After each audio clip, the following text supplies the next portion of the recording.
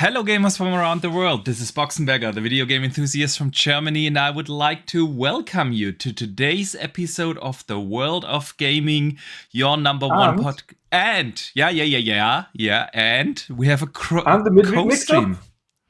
Exactamundo. It is because... it is a little weird this week because, first of all, you are climbing a mountain tomorrow. I am. Yes, for charity. That's why we're not making fun, but it's gonna be hilarious to see anyway. And of course, there is Thanksgiving coming up tomorrow, and our friends in the US are probably rather spending the day with their families than listening to us, and so we decided to simply host the podcast today. And since that takes up your usual slot for your show, Dutch, we just said, okay, let's co-stream, because YouTube really doesn't like it if you don't have content every week. So that's why we're here on a Monday, on a Wednesday. God, it would be awful if it would be. Yeah, I can't wait for the weekend. Yeah, man. I'm so ready for a vacation. You know, I can't wait for the Christmas break. Honestly, I'm a little exhausted from work. Honestly. Yeah, we've got targets that we can if we achieve said revenue targets by set date, then we'll break up earlier. So we've got staggered. If we achieve it by the 8th, we break up on the 8th. If we don't, then the next the 15th. If we don't, the next the 20th. So we've got staggered. So I'm hoping for the earliest possible. We'll see. See how it goes. We shall what see. About you? Yeah, I have to work till actually the 22nd of December is my last day at work, but then I have almost 2 weeks off. And that's a good thing, man. That's a good thing. But that's not why we're here, man.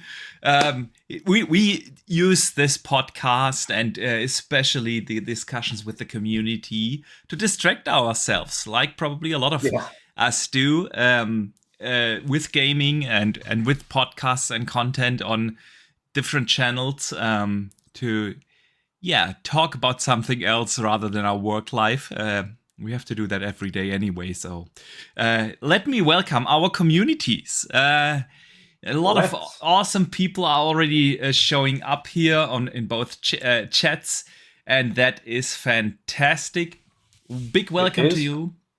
And of course, a big welcome to everyone who listens after the fact, either here on YouTube or on the podcast services around the globe, Spotify, Apple Podcasts, Google Podcasts, wherever you're listening. Welcome to this week's World of Gaming. And I thought, Dutch, man, this is a little light news week. But then then I put together actually the topics for today, and I realized, man, there is still plenty of awesome stuff to talk about. We will definitely talk about the big discussion on the socials right now about console shares in Europe and how, in particular, Xbox is performing across Europe.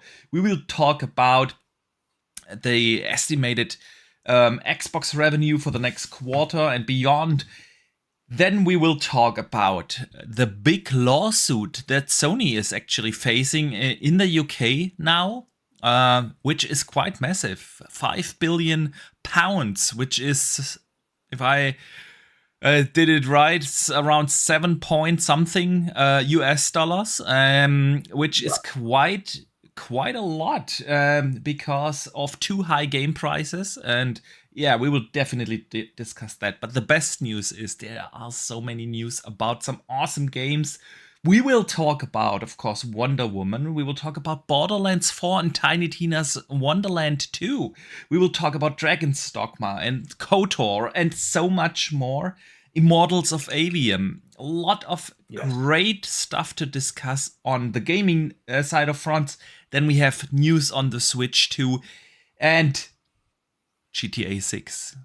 So, man, And if that is not enough, we have a lot of backup topics and, of course, our awesome community questions.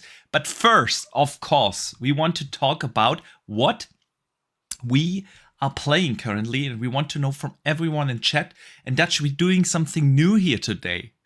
Yes. I decided, rather than just put on some gameplay that I decide, let our community decide what they want to watch. I got plenty of gameplay for Final Fantasy 16 and, of course, H4. Final Fantasy is going on for my chaps, so your community is going to get a treat, whatever they decide. My community is getting Final Fantasy 16, so deal with it. There you go. Over Michael, you have the choice. Right now, the poll is up in the chat, and it's looking good for H4. But, of course, we will leave that up for a bit, for a few minutes, so everyone can vote what we're going to watch first. Yeah, nice. Because we will probably switch gameplay then midway through the show or so.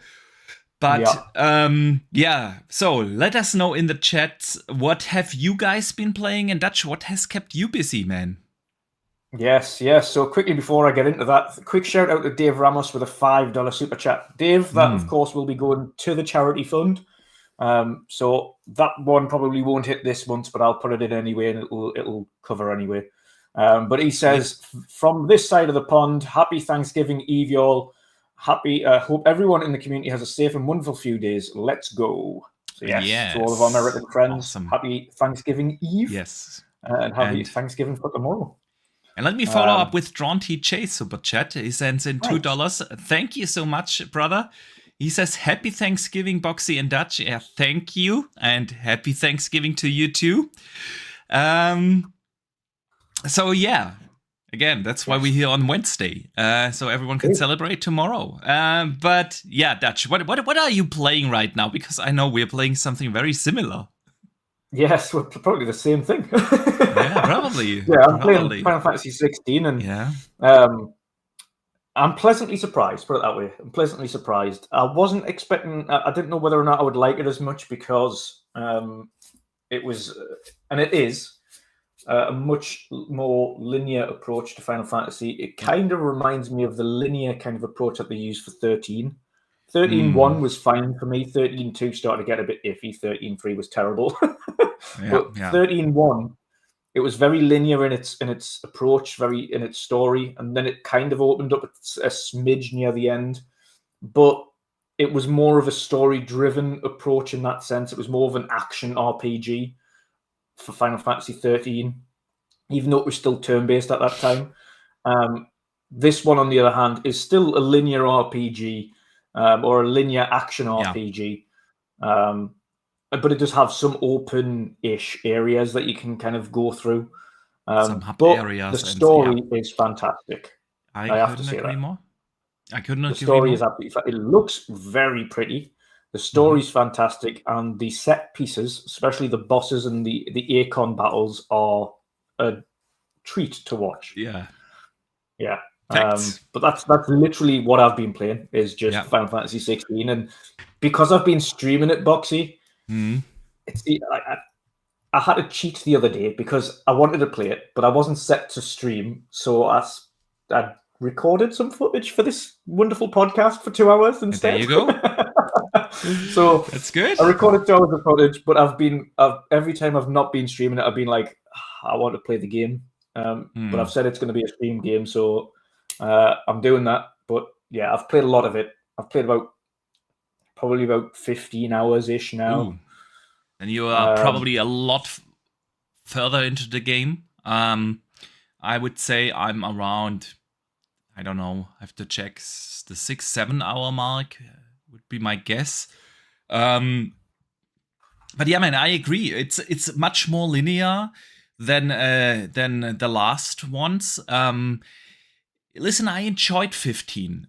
15 was a good game, but 15 was a very open world game and a kind of a boring one in the beginning. And once you got to Act 4, it suddenly became much more linear. And then I enjoyed the game a lot more With 15, in the beginning, you were driving around in the car with the boys, and it felt like very stretched out. And this one is very different. Like you said, it's way more linear. Certain open areas with some minor side quests, but mainly it's a linear action RPG. And I'm also really surprised by how much I do enjoy the story. The story is really good so far. I would say, especially in the tutorial, which lasts for 2 to 3 hours, a lot of cutscenes. I mean, I was especially the opening hour. Like most of that opening hour is cutscenes. So then they have some cutscenes where you have to press a button sometimes, but that's about it. And a lot of cutscenes in the beginning. That starts to change now. So the last 2-3 hours I played were still cutscene heavy, but they tell a great story, but a lot more gameplay, which is why we play games, right?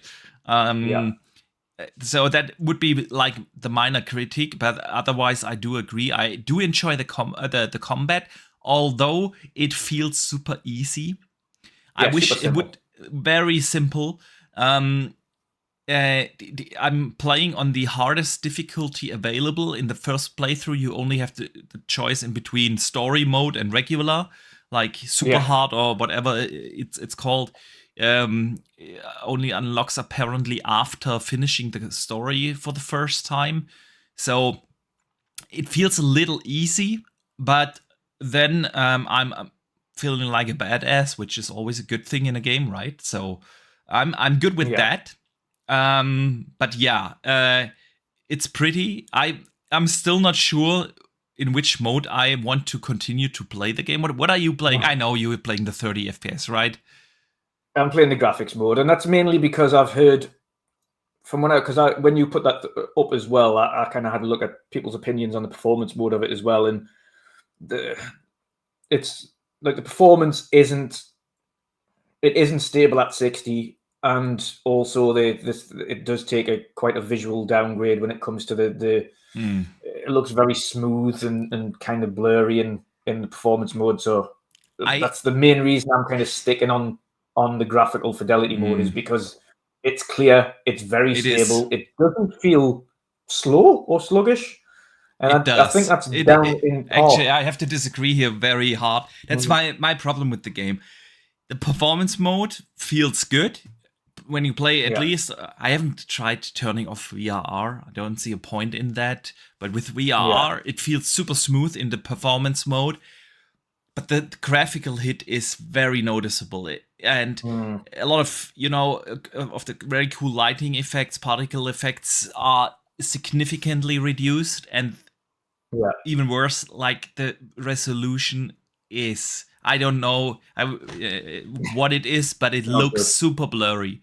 Like really, it's painful to look at. And then you play in the graphics mode, where the game really looks crisp and sharp and great particle effects and everything, but it feels super sluggish. It really feels not good in 30 FPS because it is a fast-paced game. Even outside of the combat, when you move your characters around, it's a fast-paced movement, and it just doesn't feel good. But that's the two options you have, and it just reminded me again that we need more powerful consoles. We need the mid-gen upgrades. We need them. I think this one, visually in fidelity mode, it looks fantastic, but I think this one hasn't really been optimized to its highest potential by Square. I really don't. In comparison to previous Final Fantasies, like 15, as you mentioned before, a massive open world, but it also was optimized to the absolute tits. Yes. But they also used the most advanced technology at the time. When 15 released, that was when Hairworks originally dropped out by NVIDIA. Yeah. And you had all of these advanced NVIDIA technologies that worked alongside that to try and push that game forwards and be as detailed and as performant as possible. And I think they took a step backwards on this one on performance. Mm. And granted, like I say, a visual like fidelity mode looks great, and to me it plays decent for what it is, because it's a single player game, so I'm not that bothered. Mm. If it was a little bit different, like I say, and it had multiplayer elements or anything, that always bothers me then, because then I do need 60 always. It feels okay. I haven't tried performance to know the difference, but again, hearing about the significant drop in the visual like output in performance, it's just putting me off even trying that, regardless of how good it feels, because the game looks really nice as a visual spectacle, and with certain games I don't mind dropping it down to performance mode, like Jedi. I played the entirety of Jedi in performance. I didn't play it in fidelity because it looked good in performance and it looked good in fidelity. So it wasn't like it didn't bother us. But hearing from everybody that's played it that there is a significant downgrade in how it looks in performance, it just doesn't, as it stands, it doesn't seem like it's worth dropping that for the extra thing. Yeah, I also lean towards the graphics mode, even though again it doesn't feel good, because it's so blurry in performance mode that it really makes me tired. You know what I mean? But it makes you feel like your eyes are tired anyway. But exactly. Again, 15 for people, I agree with you. For 15, it does start slow. Yeah. And then picks up. I enjoyed 15, but it takes like 5, 6 hours, 7 hours maybe to get to that point where in 15 it picks up, and that's definitely different in 16. Yeah, so. in 16, like I say, you've got that. It's interesting, the intro, but you get no gameplay in the first hour. Yeah, that's just a little bit of walking. But it is a really interesting story that they put up. So yeah. Before we continue talking about games, the community has voted on my chat, Dutch, and it is 70.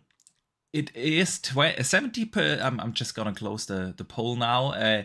72% voted on H4. So awesome stuff. We're gonna watch a lot of H4 because that's actually the other game I have been playing, and man, you know how much I like to talk about H. And it's this time it wasn't just an update where they released a bunch of multiplayer maps and stuff. They brought out a new Civ, and along with it a new campaign. We're gonna watch some footage from that campaign. And nice. I'm playing on the hardest difficulty available in the beginning. There will be it's very similar. Like when you finish, there will open up another higher difficulty, but it's super challenging, and because for 2 reasons, of course. When you play on that difficulty, you really have to know your Civ, and I'm not really particularly familiar with the new Civs. It plays very similar to the Epicid, which have already been available, but the Epicid have never been a Civ I do enjoy playing. I tried them a little bit in ranked online, but it's not my type of style. I really prefer like the English or the Holy Roman Empire as Civs to play in online multiplayers, and those play very, very different. But the campaign is just so good, man. Really. It's like in the main game, just a fantastic campaign with so much variety in the mission design for a strategy game. It's really not like the campaign is, okay, you build your base, gather your resources, build up your army, then destroy the other opponent.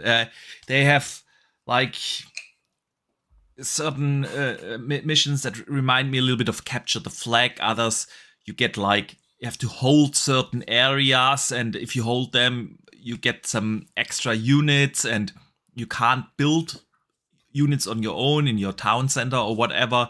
But you have to wait till they drop ship, and it's like super stressful. We're gonna see that mission right after the one we are watching right now, and honestly, this is just an incredible experience, and I was over my addiction.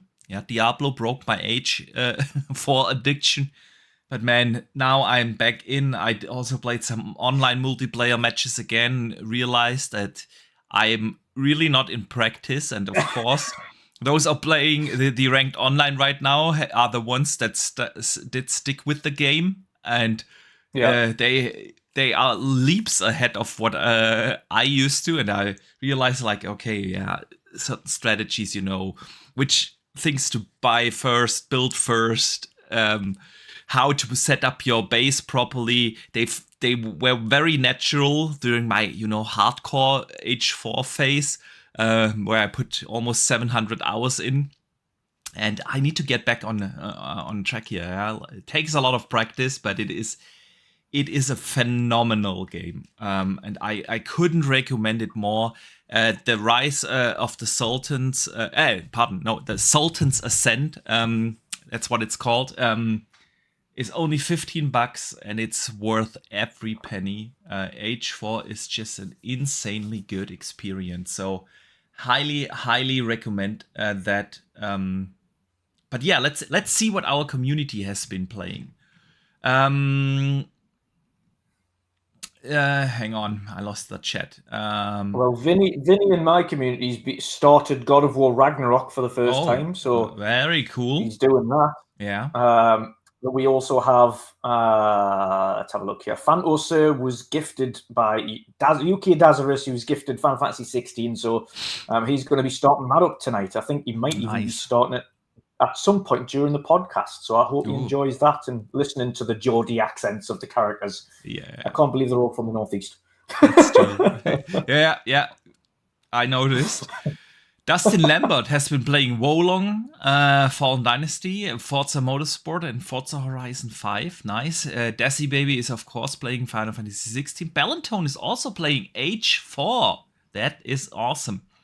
Tendo says the Japanese civilization is epic in H4 and add on. Oh yeah.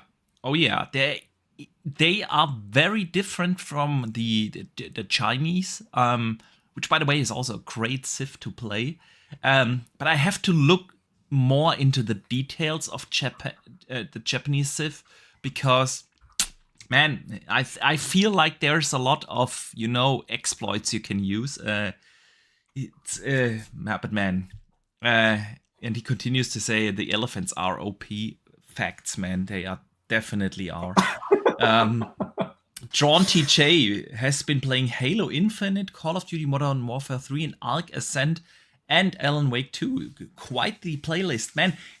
Do let us know in the chat, how do you like Ark Ascent? Because that just basically stealth dropped. That's the remake of the first one. Yeah. In the new engine, and in Unreal 5, and I always say Ark is the most weird game I have played, but that I only played it when it came to early access, and there was still the command box open in the windows, and there was zero introduction or tutorials. You were just thrown somewhere on an island, and then you had no idea what you're actually supposed to do, and it was a very weird experience. So Oscar Emilio Gonzalez is playing Halo Infinite, Pentiment, Death Star, and Halo again. Wow, people have got a lot going on. Yeah, man. Usually I can't play more than 2 games simultaneously. It's like... I know. See, I can do that at times, Boxy, but it's only when a game isn't engrossing me enough that I only want to play that. So when Hogwarts came out, I only wanted to play Hogwarts. With Final Fantasy 16 now, at the minute, I just want to play Final Fantasy 16. I've still got to play through Cyberpunk and finish that. Okay. But I haven't yet. And I still need to start Elder Scrolls Online, but I haven't because I just want to play 16. But yeah, when I'm in that mode where a few things are juggling up, that's because one of them hasn't really got us to the point where I just want that one. But I'm usually a juggler. Back from the dead in my chat, he's just finished Destiny Season 2, Season of the Witch, waiting for the next season to start. And Diablo 4 Season of Blood has been really fun. until 27th to get 35% more XP and gold. Nice. There we go. Um, Ninja Squirrel has also been playing Halo Infinite multiplayer, DayZ, and NBA 2K. Nice.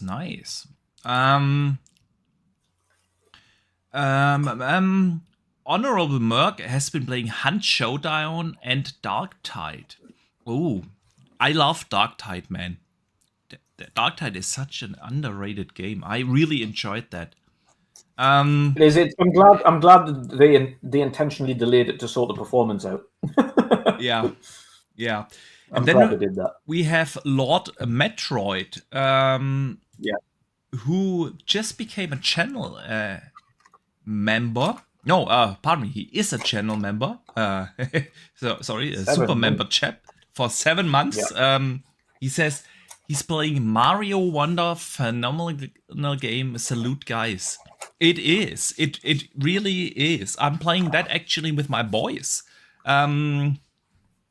We tried co-op, but somehow the game is a lot more challenging in co-op. So now we just started to take turns. I let the boys play, and whenever they, are stuck, Daddy is trying to help out. But it is really, really a good and fun game. Good stuff here. Good stuff. So, as always, Dutch, our community is playing a lot of cool things. I hope I didn't miss anyone. If so, I'm very sorry. Sometimes a little bit hard to keep up with the chat, but we do our best. But yeah, Dutch, let us get into some topics here today. Maybe we just start with some controversial game, Wonder Woman. It was announced, or it wasn't really announced, earlier this week. We found out that Wonder Woman apparently is going to be a live service game because some developer on LinkedIn posted that they are looking for job roles, that of people that have experience with continued games, ongoing service games. And now they actually came out, Warner Brothers came out and confirmed yet again that it's going to be a single player game. And of course they also reiterated a little bit on the game having the Nemesis system again, which first was introduced in the Shadow of Mordor and Shadow of War games, which I quite liked. It had its flaws, but it was a great idea, and I'm still wondering how they're going to implement that in Wonder Woman, because how they did it in the Shadow of War and Mordor games was simply, okay, you can't just, your ghost came back and bam. But yeah, it's going to be interesting to see how they implement that. But are you glad that even after Warner Brothers announcing that they want to shift their focus of their entire IPs on service and ongoing games, that this is still a single-player game, and not a live or gas game, like Suicide Squad, which is also coming out pretty soon. How you feel about that, man? I'm glad. I'm glad. There's some weird industry kind of thing going on where everyone's trying to find the next big live service game, and I can understand why they want to, but I feel like half of them don't understand the requirements for it. Half of them think making a live service game is just being able to monetize. Yeah. Not just like focus on really interesting content and continuous interesting content. Yeah. Like if it's going to be live service, you need to have a roadmap of content, and it needs to be enjoyable, full stop, and forever. And that content cadence needs to be continuous. Like you can't just have, there's the content and then we don't add to it for another year. It's there's the content and then every 3 to 6 months you're adding sizable content that is enjoyable and that the story can progress in, or the story advances more, or there is something else there. like not just add egregious microtransactions and think that'll make it a good live service game, because that's not how it works. And if it doesn't connect and the story isn't good from the off, people will not buy it and they'll not play it, and then it'll die. So the initial content needs to be rock solid. You either have to have amazing gameplay from the off, and the story's kind of mediocre, and then you can kind of go, okay, we can fix the story because the gameplay is solid and people like the gameplay, so we can kind of fix the story and add-ons. Or the story needs to be absolutely rock solid, but then the gameplay is kind of okay, and then they can work on the gameplay. If you launch and the story's kind of mediocre, but the gameplay is kind of okay, it's going to be dead in the water. And this is the thing that like a lot of these companies don't realize is like it needs to excel in one or the other. It can't like both of them can't just be okay. It needs to either have really fun gameplay so that people keep coming back, or the story needs to be amazing. And I think especially with superhero games, I think the focus really needs to be on the gameplay initially. The story can be hit or miss for anyone with superhero games. Like I tend to find the vast majority of superhero games are kind of story-wise, they're all right. But I tend to find they're all very much same when it comes to the story. Like because they're superheroes, it's always I would disagree here. I mean, no, I mean, kind of the cadence. Like, there's always a different story, but I mean, the cadence of a story of a superhero is there's always loss. There's always something going on, like in terms of you lose a relative or you lose a friend, or someone dies because of a villain, and then you hate that villain and have to chase him down, and like that generic thing is always the same. Especially with the likes of Wonder Woman or Spider-Man or anything like that, like a singular superhero. When you're talking about like a Suicide Squad or a Guardians of the Galaxy, it's an entirely different beast, because that's like a gang of friends, and like they're all like joking on with each other and stuff. So the story really is revolving around them as a group, as opposed to like the overall arch nemesis that they go up against. Because if you think about Guardians of the Galaxy, for instance, there was multiple kind of arch enemies throughout it, and then you got to the kind of big threat, the overall looming threat at the end.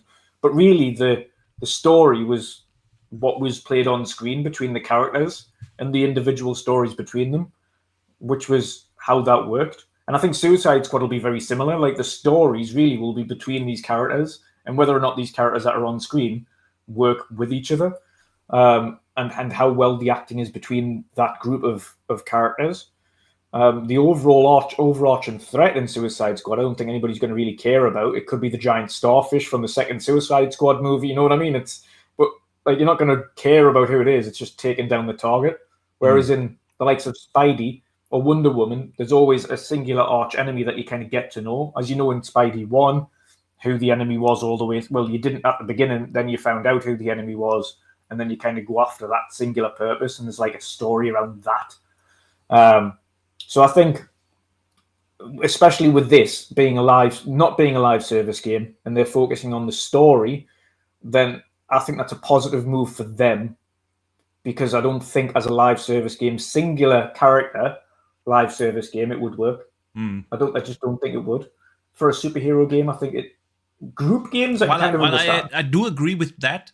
And of course, games as a service titles need kind of live by, okay, you create your own character, or you can buy multiple characters or skins or whatnot, become someone else, like in Fortnite or anything.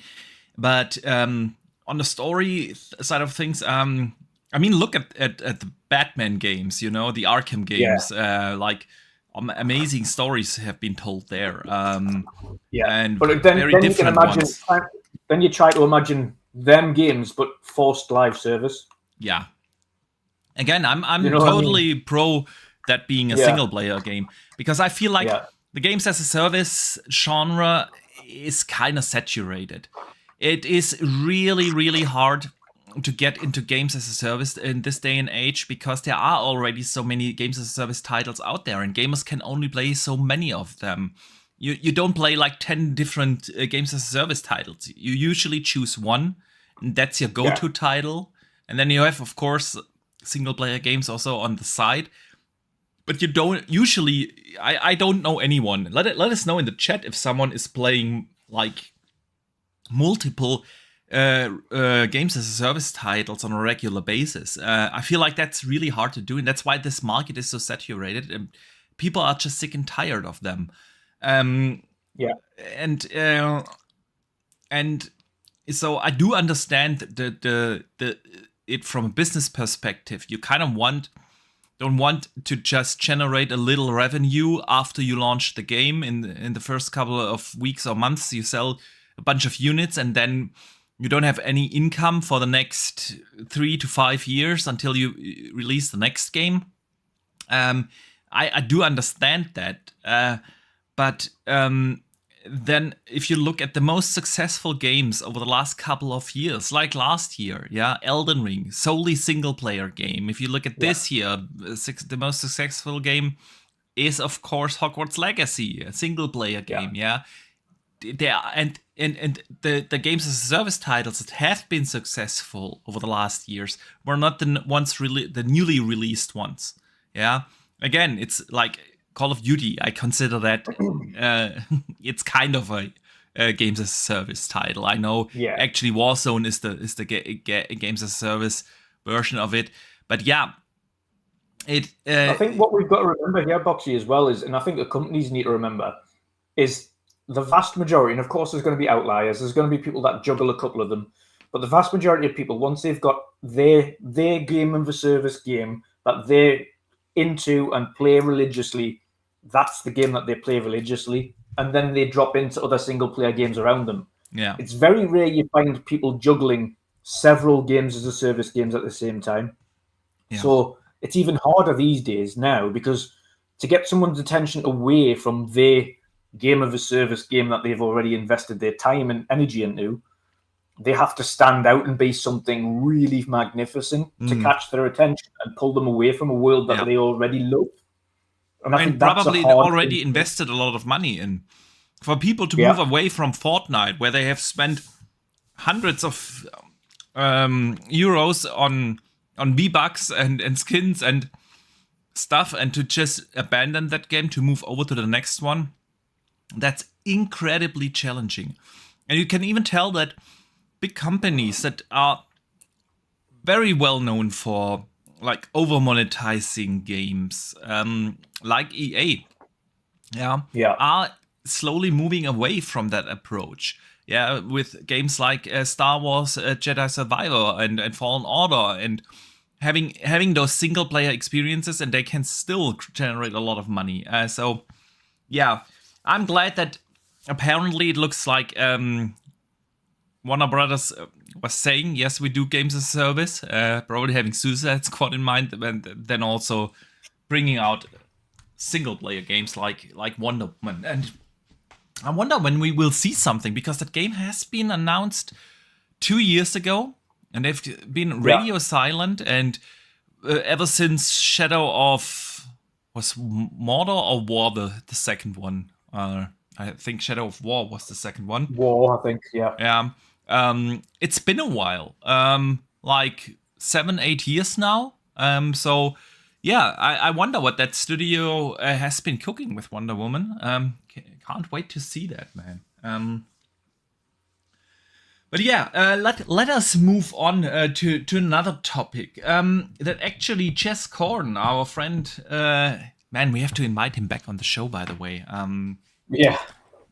When there's better news, we'll get him on. Yeah. You want to have Jess on when there's actually bigger Xbox news, of course. But he broke a story this week about the estimated Xbox revenue in the next quarter and beyond. And of course, now with ABK being part of Microsoft and the Xbox division, it looks like for the first time ever, Xbox is going to beat Sony to the third place, making them the second largest publisher in terms of revenue, behind Tencent. So yeah, man, what did you think of this? Does it really matter? Is big for Microsoft, or how do you feel about that, man? Yeah, well, I mean, it's kind of inevitable at this stage Yeah, because, of course, they've acquired one of the largest publishers in the world, if not the largest publisher in the world, and um, the revenues that they've got now are coming from all angles. So, unlike Sony and unlike Nintendo, they now, because of the IPs that they have that are remaining multi-platform, such as Call of Duty, and then obviously you've got the mobile segment with King and Candy Crush and things like that. Um, Obviously, on the mobile segment, that means they encompass every Android device on the planet and all Apple devices on the planet.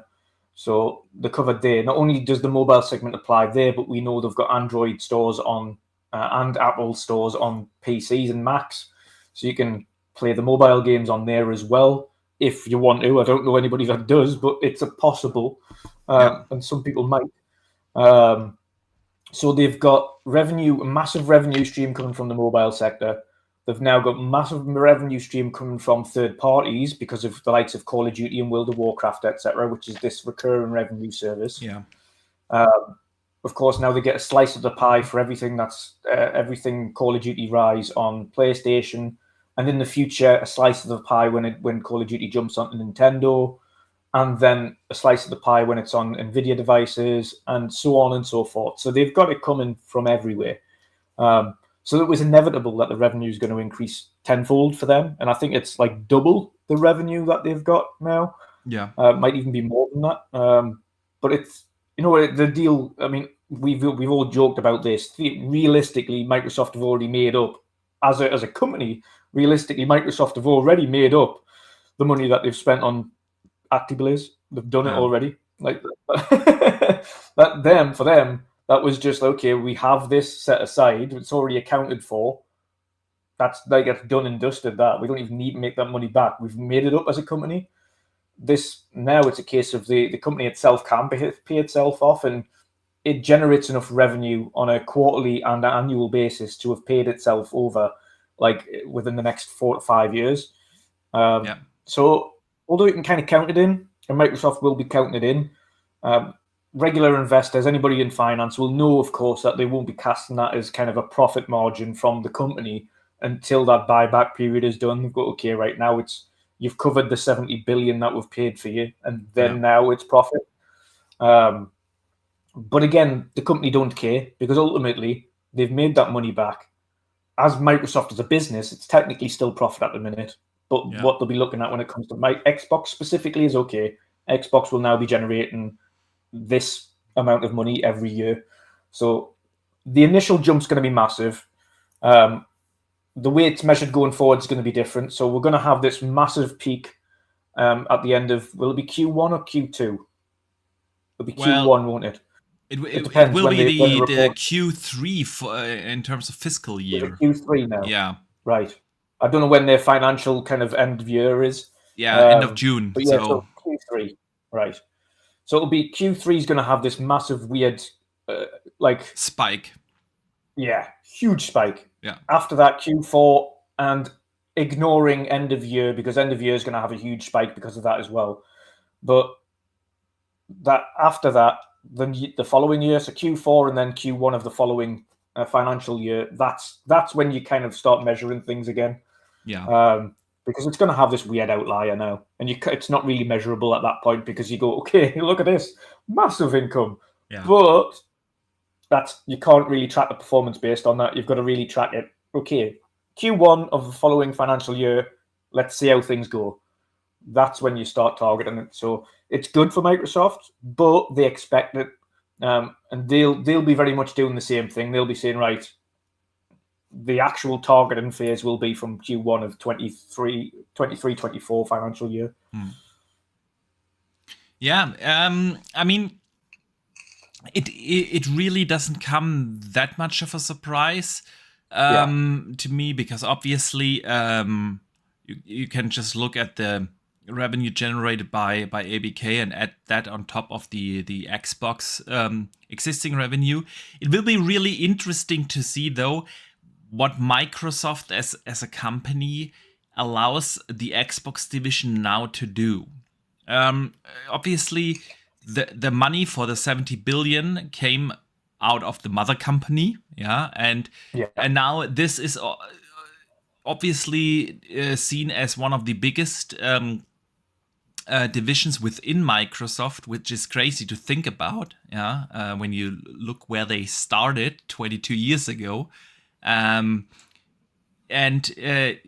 Obviously, having such a higher income and revenue allows you to also do different kinds of investments. And it will be really interesting to see how Xbox is going to position themselves, in which kind of segments are they going to invest. Are they trying to take the console market more serious again, what I consider like the core gaming segment, or are they doubling down on cloud?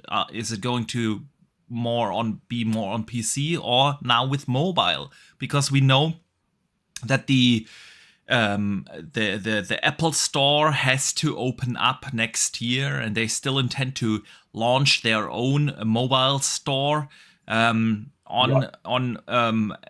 iOS and Android respectively. But so it will be interesting to see where are they going to focus on, where are they going to invest now that they have that bigger income. Are they trying to grow in mobile? Are they trying to grow on consoles?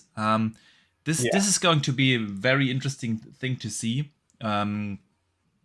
But we've got a question actually that follows up on this one from Dave Ramos, who sends in a member chat, 11-month midweek mix-up berserker. Nice. And he says, you think Microsoft will use some of the revenue to secure more AAA games for Game Pass? I'll let you get that first, and then I'll give you my answer, because I've already got one. Mm-hmm. That is a good question. I hope so. But will they actually do? I'm not sure. I'm really not sure if they are going to invest that money to get like AAA third-party titles into Game Pass. Because Microsoft is now, or Xbox is now at this point where their own pipeline will make Game Pass attractive. And we know that for a fact, that especially AAA games, to bring them day and date into Game Pass is an expensive thing to do. So the question for Microsoft really is, what will lure people in? Obviously, if there are big games like, I don't know, a Suicide Squad or even a GTA or whatnot, comes day one to Game Pass, that will drive subscriptions up. But is it enough to keep them subscribed, to have spend millions and millions on dollars upon that, especially when they know their own pipeline is so attractive for Game Pass? We've heard it now multiple times that they are at this point where we have this pipeline that we can expect a meaningful, bigger game every quarter. We already know about Hellblade and Avowed next year. 2 others have yet to be revealed, because I don't think that Towerborn or even a flight sim is going to be considered as such. And definitely not Ara History Untold, Untold, which is only going to come out on PC. So they will have 2 others ready for next year. And when you look at that, sprinkle in the smaller releases, your Towerborns and such, I don't think that it is going to be seen as a lucrative investment in Game Pass to spend tens of millions of dollars to get third-party games in there day one. But that's just my guess. What about you, man? Yeah, so for me, I'm pretty much on the same track as you. I think, apart from a few outliers, if there's big games to be had, they'll get them for Game Pass, but I think because they've intentionally positioned themselves into a place now where they've got enough studios, they've got giant publishers, they've got enough there as their own first party now to fill Game Pass tenfold with games, and significant games, both back catalogue and so on and so forth. I think outside of first party, which will be the main focus of dropping games in there day and date, like your Call of Duties and so on and so forth, outside of that, I think the focus then will be on the occasional AAA indie AAA third party. Maybe the Final Fantasy when that drops on Xbox. Maybe, like you say, a GTA if they want to spend the money on that.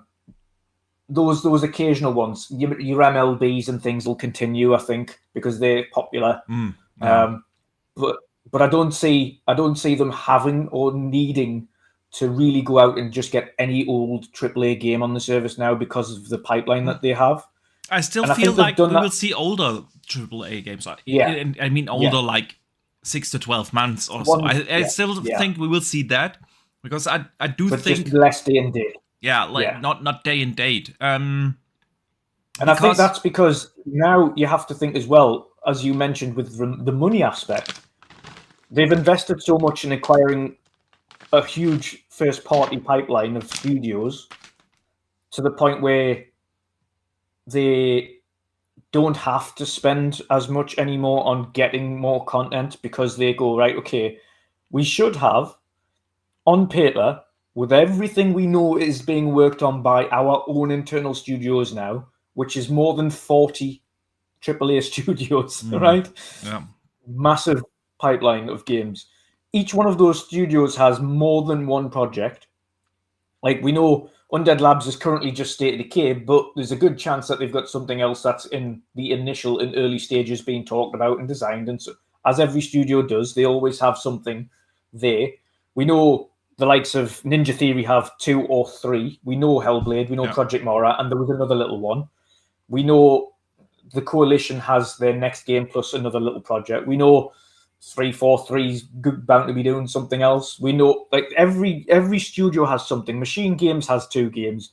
We know Obsidian has 3 games. Like, it goes on and on and on. So the pipeline of first party should theoretically, if everything is hitting in cadence, be more than enough for a large service like that to run without needing to invest too much in third-party stuff. Like, when we say, as you mentioned, you still need some of those tasty nuggets from third parties that will entice other people in. Call of Duty is a big one, because when you mention Call of Duty to people who don't know that Microsoft own them now, and you say, this will probably be one of the last years you'll have to buy a Call of Duty if you own Xbox, they go, what do you mean? Like, well, they own Activision now, so the chances are either next year or the following year, it'll be in Game Pass on day one. True. So you won't have to buy the game. And they go, whoa, really? Because a lot of people don't actually know. Like, and unless they watch BBC we'll get News to that or in a an second, actual news man. channel. About people not knowing about Xbox, but we have breaking news actually on that. Sith posted it in the chat about Black Ops, Call of Duty next year. Jess Corden just broke that on Winter Central. Call of Duty 24 is indeed Black Ops, and it's apparently set in the Gulf War in the early 90s. It is, yes. So, yeah, it will be super interesting to see if they will already be able to put Call of Duty Day and Date in Game Pass next year. Because we hear different things. Obviously, we know that the contract with Sony is still running through 24. But then you never know what kind of deal they made when they finally offered it to PlayStation again to keep it for at least 10 years on the console. And maybe it's there was something attached to that. And judging by it as well, it isn't a remake of Black Ops. It is a new entry in the Black Ops series. So it's a new Black Ops. Yeah. Which is good. Let's see if it'll be better received than this year's. I haven't played this year, so I can't really talk upon it. But yeah, we hear different things. But it apparently also broke records. Highest. Yeah, well, apparently, and again, I think this is a single player has had massive mixed reviews. Yeah. To the Call of Duty community, the multiplayer, however, is the best. And I've seen it on multiple occasions. The multiplayer aspect of it, outside of the fact that they've just reworked old maps, the gunplay and the way the feel and everything like that is the best that out of the series in the last 4 years or the 4 iterations. So it's returning to its good strides on the multiplayer aspect. So we've just got to hope that the single player campaign is great in Black Ops. And again, that's what it was known for, Black Ops, more so the single player campaign than it was the multiplayer. Remember Black Ops, was it 2 or 3 that didn't have a campaign? 3, I think. I think it was 3, right? 3. Yeah. So yeah, interesting stuff here, man. Yeah, but let us move over a little bit to some news on because you mentioned it earlier. Yeah, people have to know about that stuff. Yes. Console sale numbers. We usually don't talk much about them because, well, who gives a shit? But sometimes you do.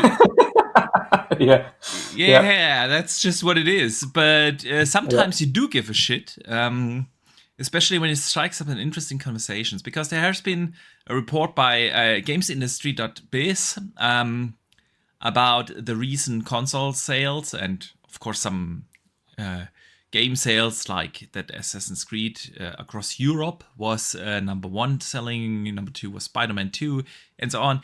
Interesting stuff there, but actually, let's talk about console sales. In Europe, not including, for some reason, UK and Germany, but yeah, the rest of our continent here was almost the rest was included. So, yeah, PS5 console sales went up 143% year-on-year basis. They also mentioned that, it helped that the availability was higher over the last year, and especially in the last months, than when you compare it to last year's October and November. October, sorry, not November. And then Switch sales were down 20% year over year, which isn't too surprising. I mean, they're nearing the end of their generation and they've sold gangbusters numbers. And then the interesting part here is Xbox Series X and S is down minus 52% here in Europe.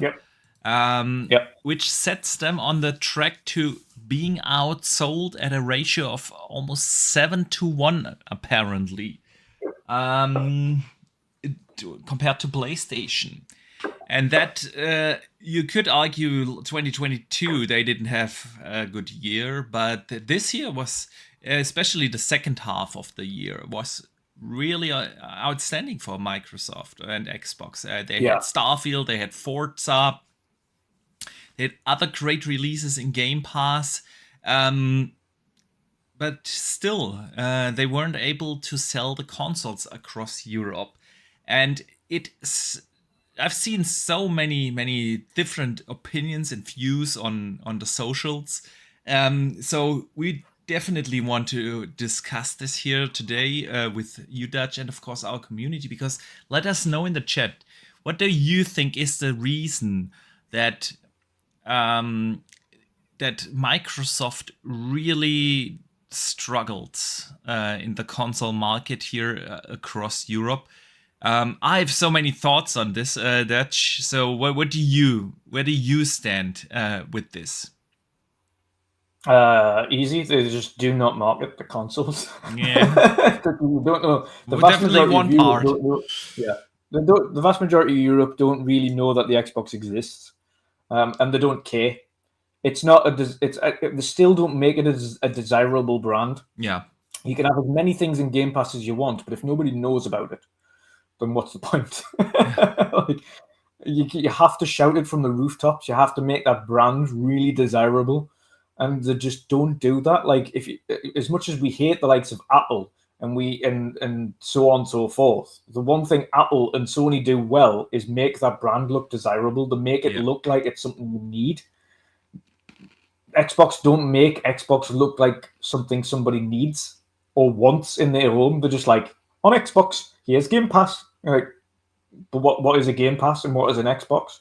Like, what do these things do and what can I play on it? They don't tell you what you can play on it. They just show you like a quick snippet of Flight Sim and a Gears and a Halo, but you don't see really anything about it. They don't have these big. We've mentioned it before. They don't have these big cinematic trailers for the games that appeal to the casuals. Because essentially, marketing isn't for the hardcore. Because the hardcore know what is happening at all points for every console. You're not marketing to the hardcore. You don't need to. The hardcore will market for themselves, or they'll market between each other. You need to market your console to the casuals. You need to market to the mothers, the fathers, the kids. You need to market to the TikTok communities. You need to market to the grandparents and the parents. You need to market to somebody that doesn't usually pick up consoles. You need to essentially be like, make it look fancy. You need to make it, dumb it down, and tell them what they'll be playing. Show them what the console is. They don't do any of that. Like, they market it as if they're marketing it to me or Boxy. They're like, this is an Xbox, and here's some Game Pass, and you get this for 3 months. And we're like, cool, Game Pass 3 months. This is the price. That's a good deal. Nobody knows what those things are outside of us. And unless we tell people, oh, by the way, Game Pass has technically they can't say more than 100 because every section's different. Asia, Europe, so on. So you technically, in the UK, for instance, have over 300 to 500 games on the service that you play at no additional cost. And this is the price every month. And you can also, if you pay that price, play it on PC if you've got a good enough PC, mobile via the cloud, or on console. And you can play them interlinked. And like, look at all of these games that you can play on it. Like, unless we go out and tell people this ourselves, nobody knows. They just don't market it. Like, if it wasn't for the fact that Activision knew how to market themselves for Call of Duty everywhere, like, Microsoft wouldn't be able to market that thing properly. So I think we'll just leave them to it. It's the same with Activision Blizzard. Like, not Activision Blizzard, with Bethesda. They can market their own games. They're capable of it. They know how to generate that stuff. So leave them to it. What Xbox need to do is take a leaf out of Activision and Bethesda's books on how to market. Yeah. Are we going to increase the marketing for this? And how, as a collective, are we going to make sure that people know what Xbox is, not only as a brand, but as a console? And again, we know that their focus isn't solely on console now. We know this. They've said it. They've stipulated it many times. That is so true. That is where it started. So they still have to, because ultimately, if you're saying, like, if anyone says Apple, ultimately, one thing that they say straight away is, and if you mention Apple, it's either MacBook or iPhone. MacBook or iPhone. And everyone knows what a MacBook and an iPhone is. They know that. If you mention computer, the vast majority of casuals will go, oh, I've got a MacBook.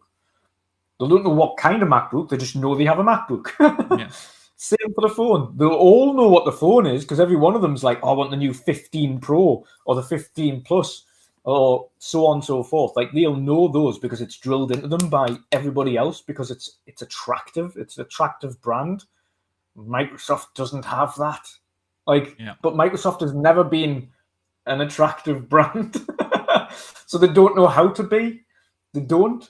They need to try and take some techniques. I don't know whether or not they need to get marketing consultants in from Apple and from all of these fancy places. They need to invest in marketing guys that are really good at making the mundane look great.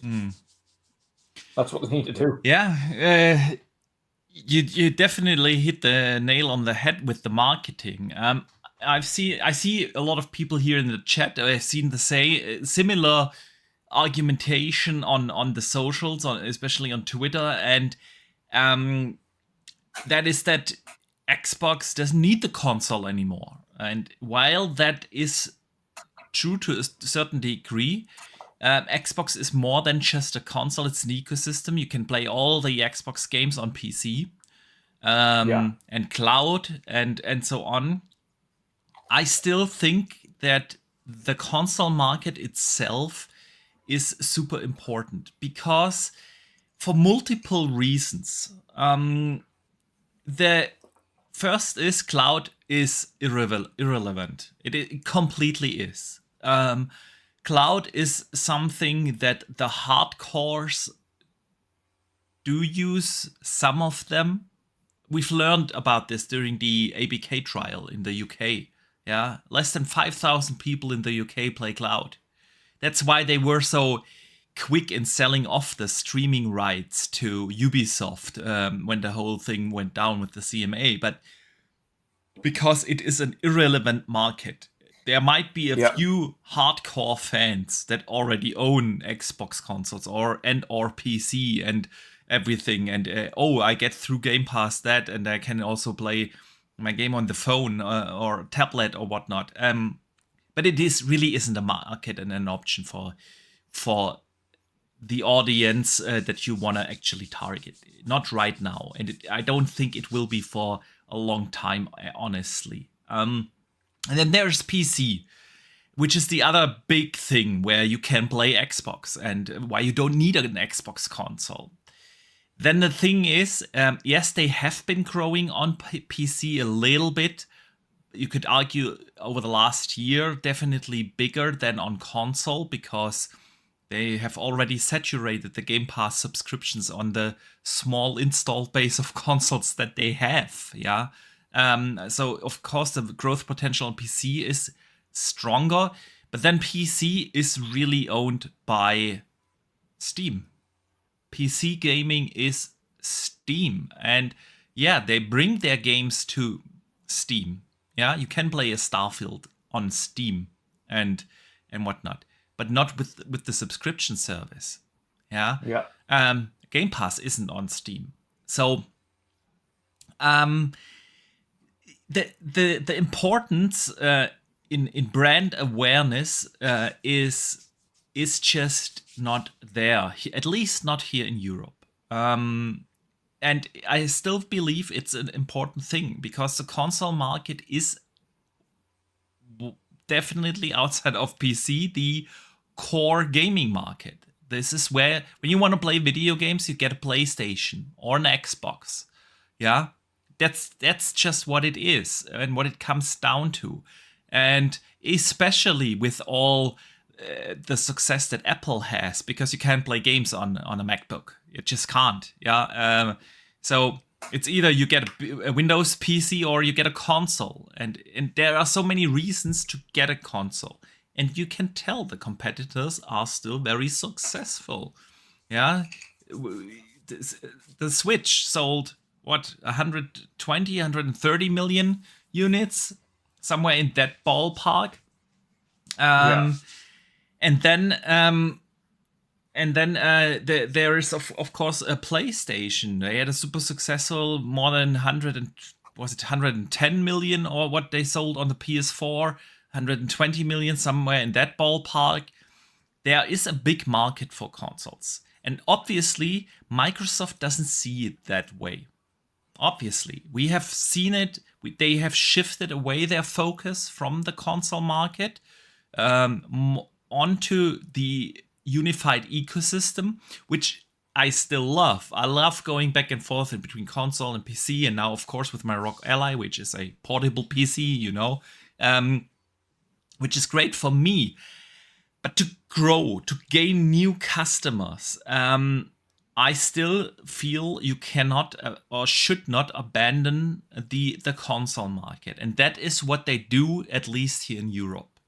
It's what I hear from a lot of our friends in the community that come from the US, that is similar in the US in the terms of, you can feel it's not their focus anymore. They still provide a great service on the console, and don't get me wrong, the console is still great, but you can tell they moved over. Here in Europe, they don't give a 2 cents about the console market. They really don't. They left the field to PlayStation and Nintendo without even trying. For them, it is so irrelevant across Europe. like you said, brand awareness is basically zero. I told that story before here on this podcast, that I still have a lot of friends and a lot of colleagues at work that do play video games but don't know what an Xbox is.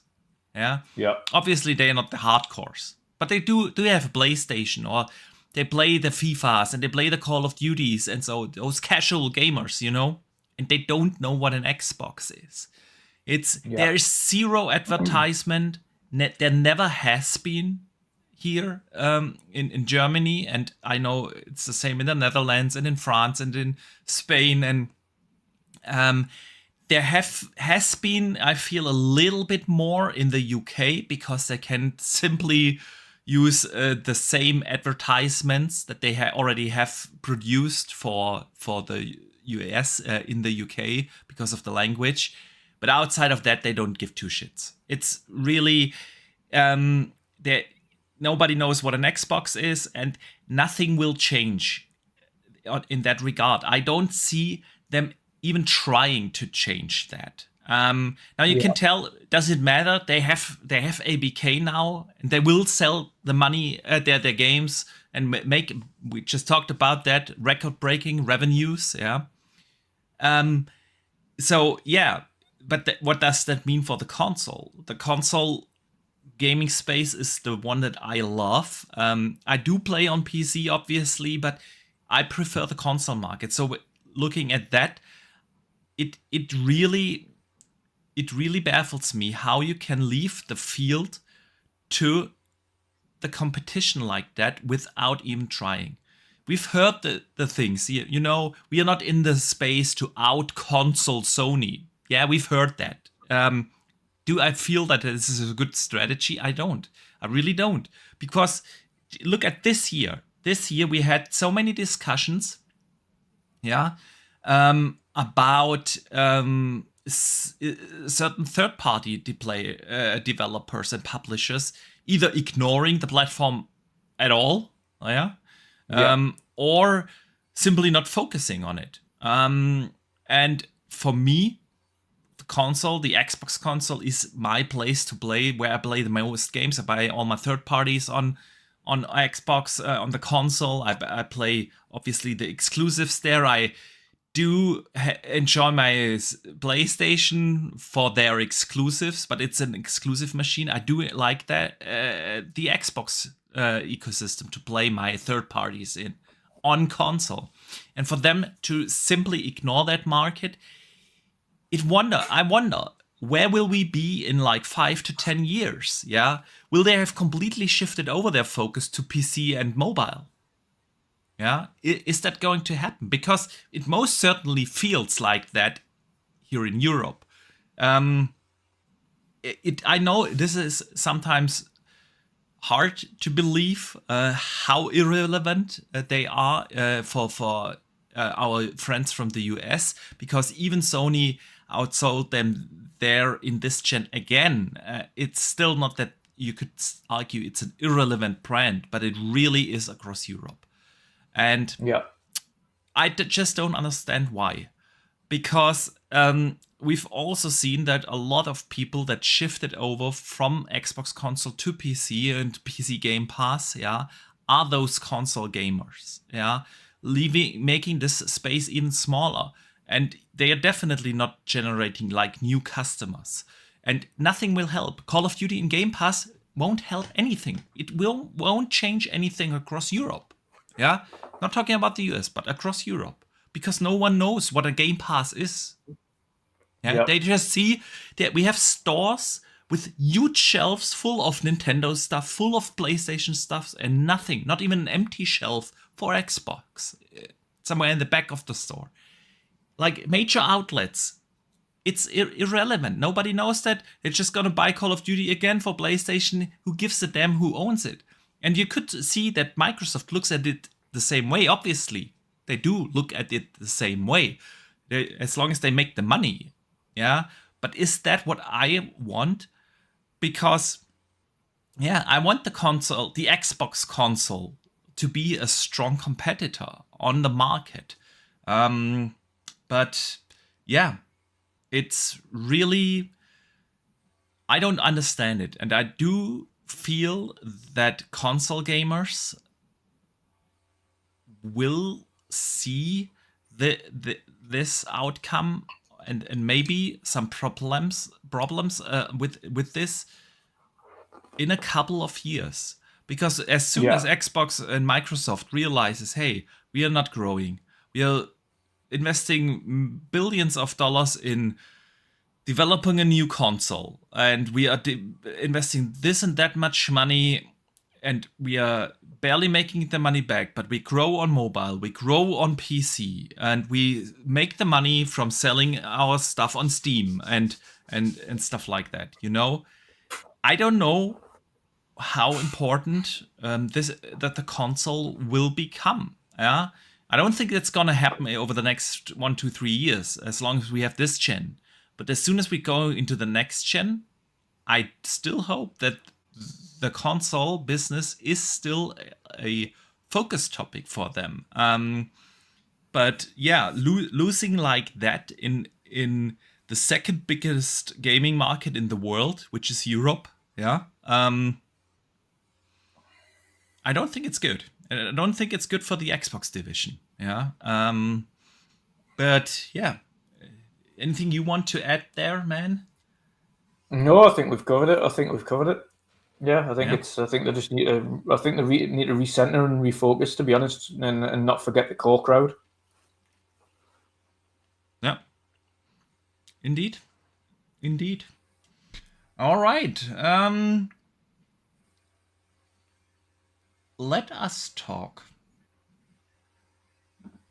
about, or use this as a segue into our next big topic, which actually just shows you how important it would be to have Microsoft or Xbox as a Sony or as a strong competitor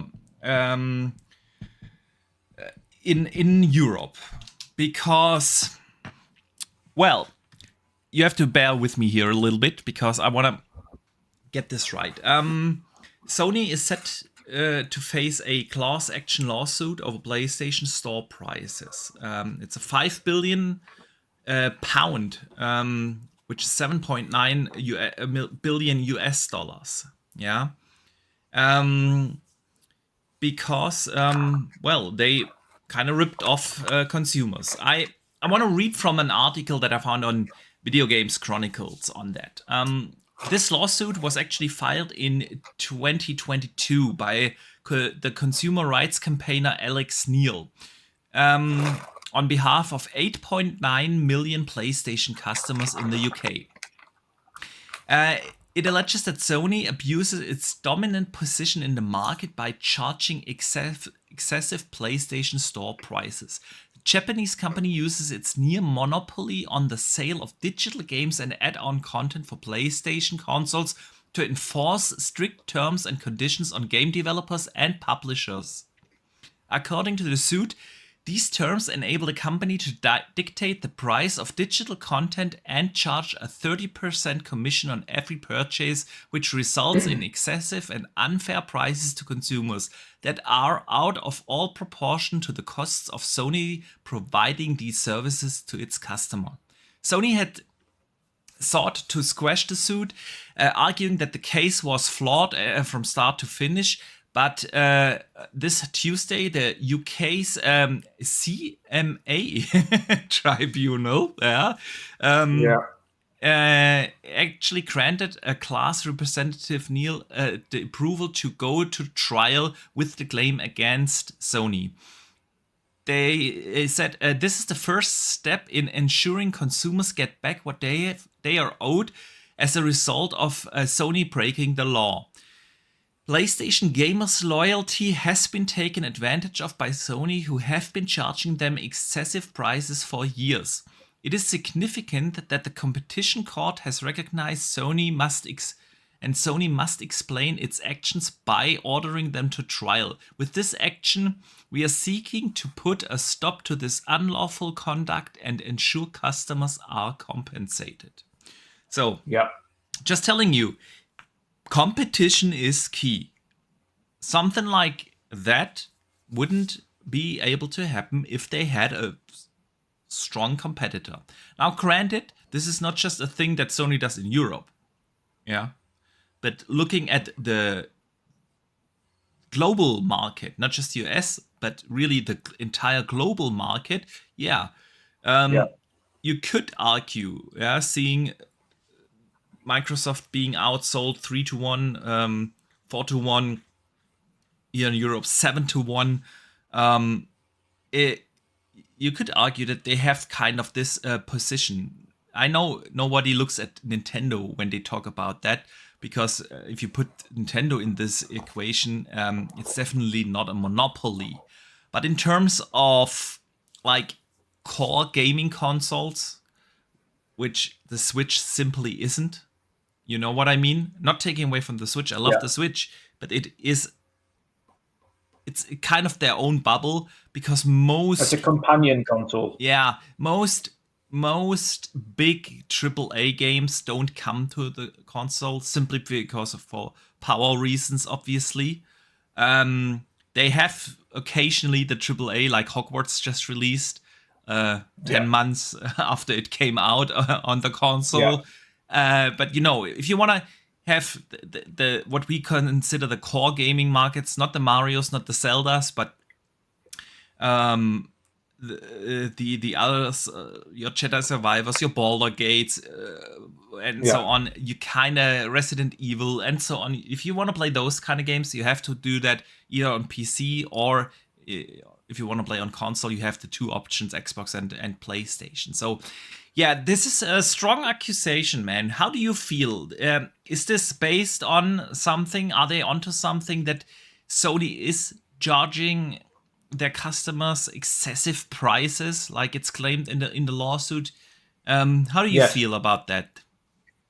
Yes, but I think the only reason it's getting brought up is because, as they mentioned, the dominant position on the console market. It could be the same for Xbox. We've said it multiple times. Actually, we've said it multiple times.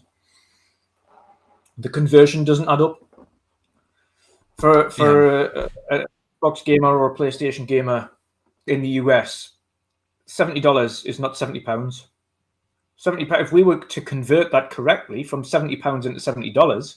Bearing in mind, you don't add the tax on the PlayStation Store. That is as is. So when you're paying $70, it's $70. You don't then add the tax on in the US. You're just paying $70 that's advertised.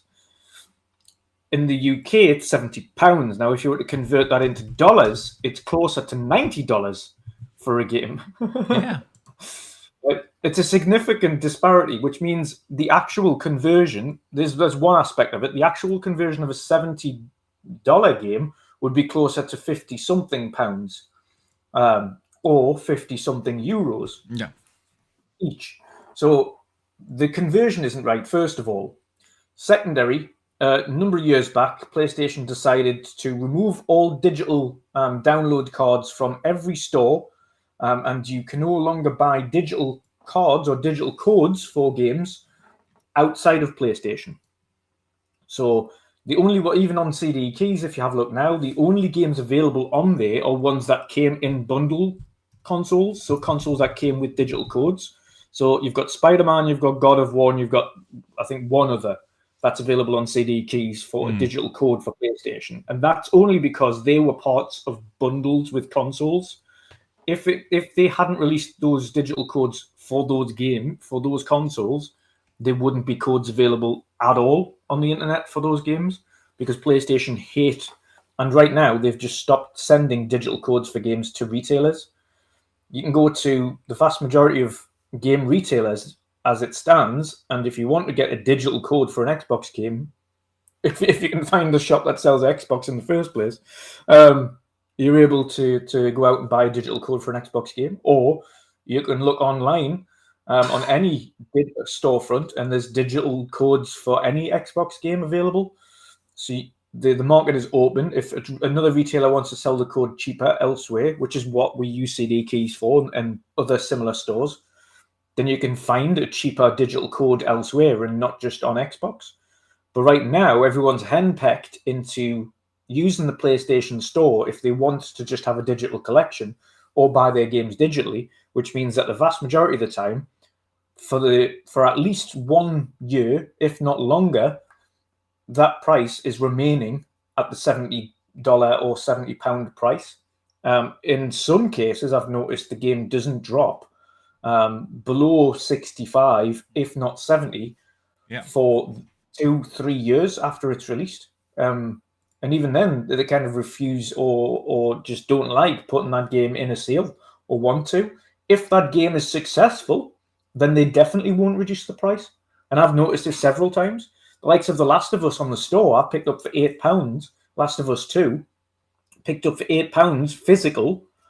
But on store, even now, Last of Us 2 is almost full price. Like, there's very, very, very rarely a sale on and if at all, a sale on first-party games from PlayStation. Yeah. It's a bit like the Nintendo thing. But the thing with Nintendo is that they don't price at $70.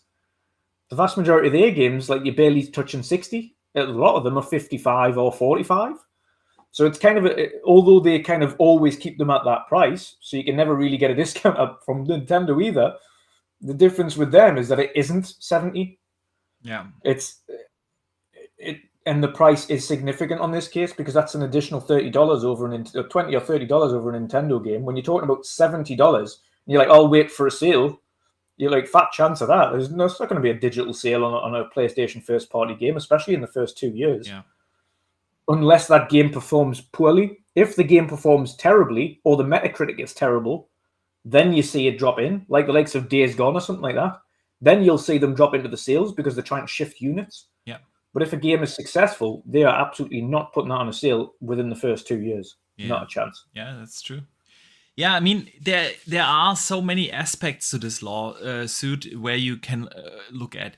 I feel like maybe Sony shot themselves in the foot a little bit with all the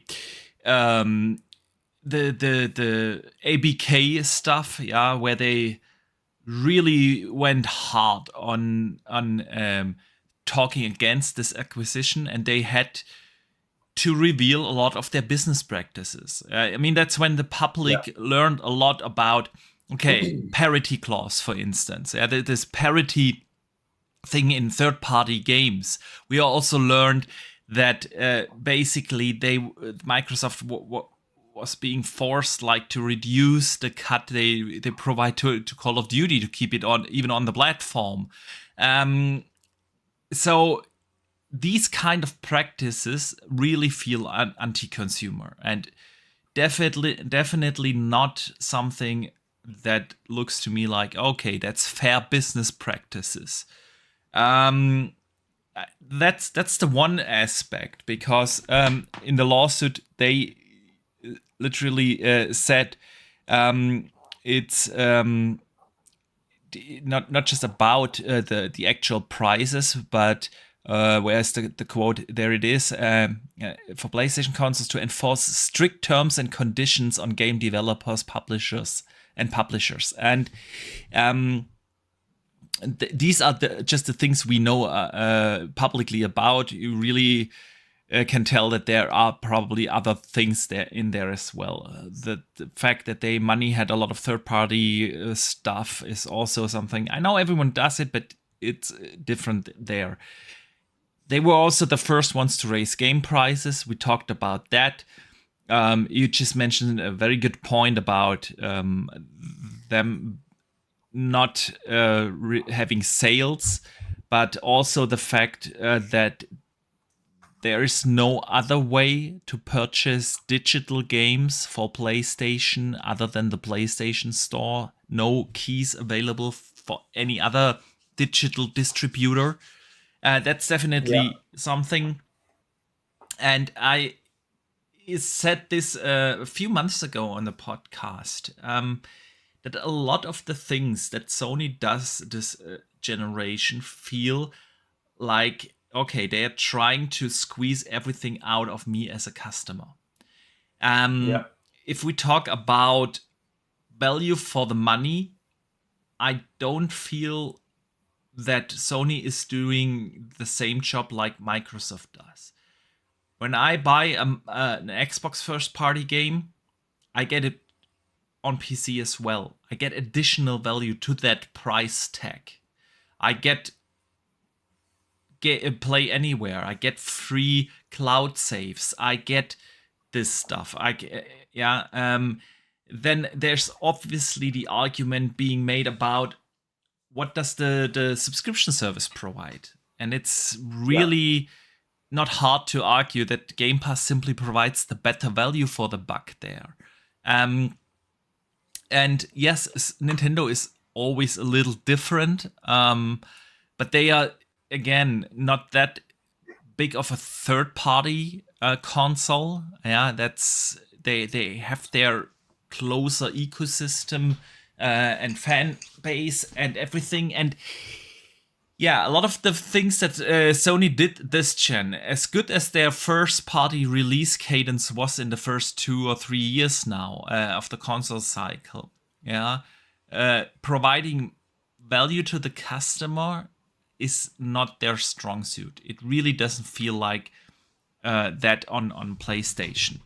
And now seeing this lawsuit, I think this culminates just a couple of things.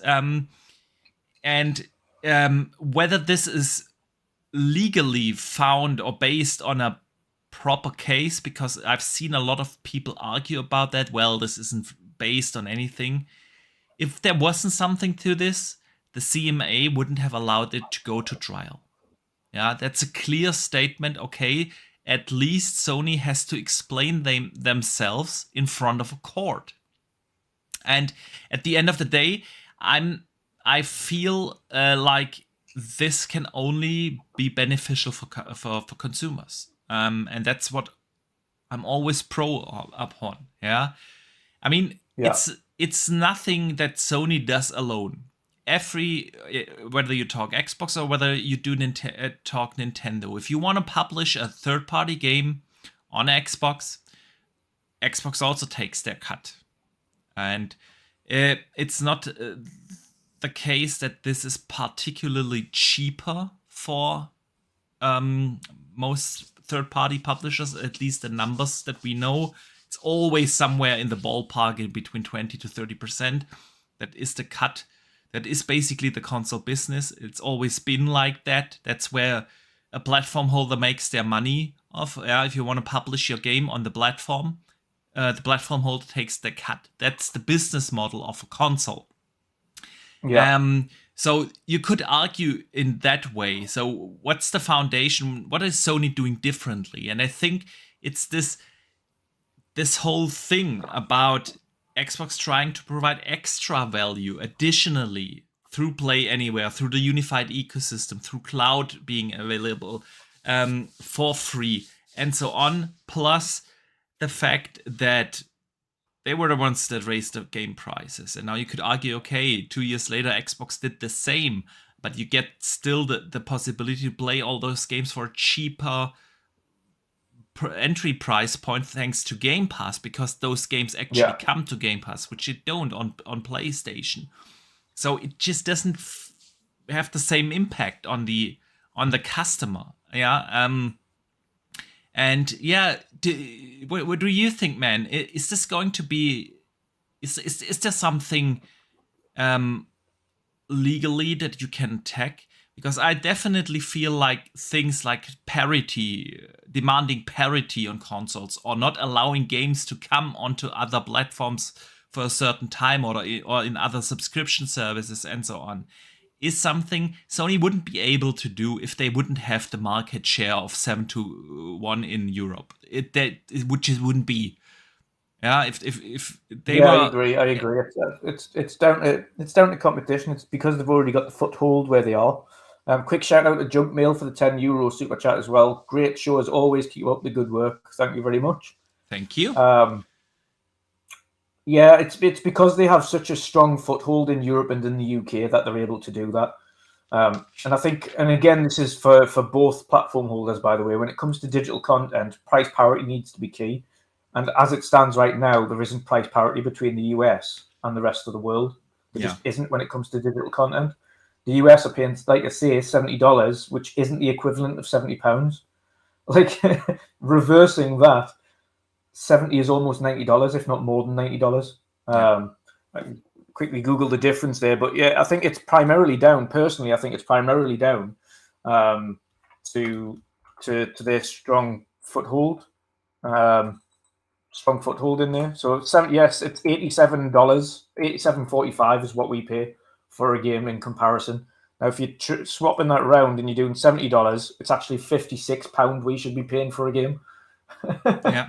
So the difference is obvious, and so there isn't price parity between the different sections. So I can understand the lawsuit in the UK because it is ultimately down to the fact that, as they're saying, on a pricing point, there is no competition when it comes to digital content because they've removed that competition from every physical store and digital store. You can't get any digital games for Sony outside of Sony's PlayStation Store. Yeah. You can't. Both in a physical manner or in a digital manner. No online store, including Amazon, has PlayStation codes other than top-up funds. So, yeah, there is no competition there. And that is Sony's choice. Sony have chosen to not distribute digital codes. Now, they might have done that, and to be honest, they have done that so that other companies and other stores can't get a hold of them and charge less, so that they can make more money in it. And from a consumer standpoint, they absolutely do have a legal right to challenge that and say it is anti-competitive behavior. Not providing your digital codes that you have, because they do have them, they just choose to not distribute them to anybody else. We know that they have them because they distribute them with physical consoles. So they still generate codes. They send out digital codes to content creators and press. So we know that they get keys and digital codes for press. What they don't do is send out those digital codes to retailers. Yeah. Either online stores or physical stores. So it is anti-competitive behavior. And it's anti-consumer behavior as well, because the consumer is not getting the best price that's available, because Sony are henpecking the market into an avenue that is only beneficial for them and not the consumer.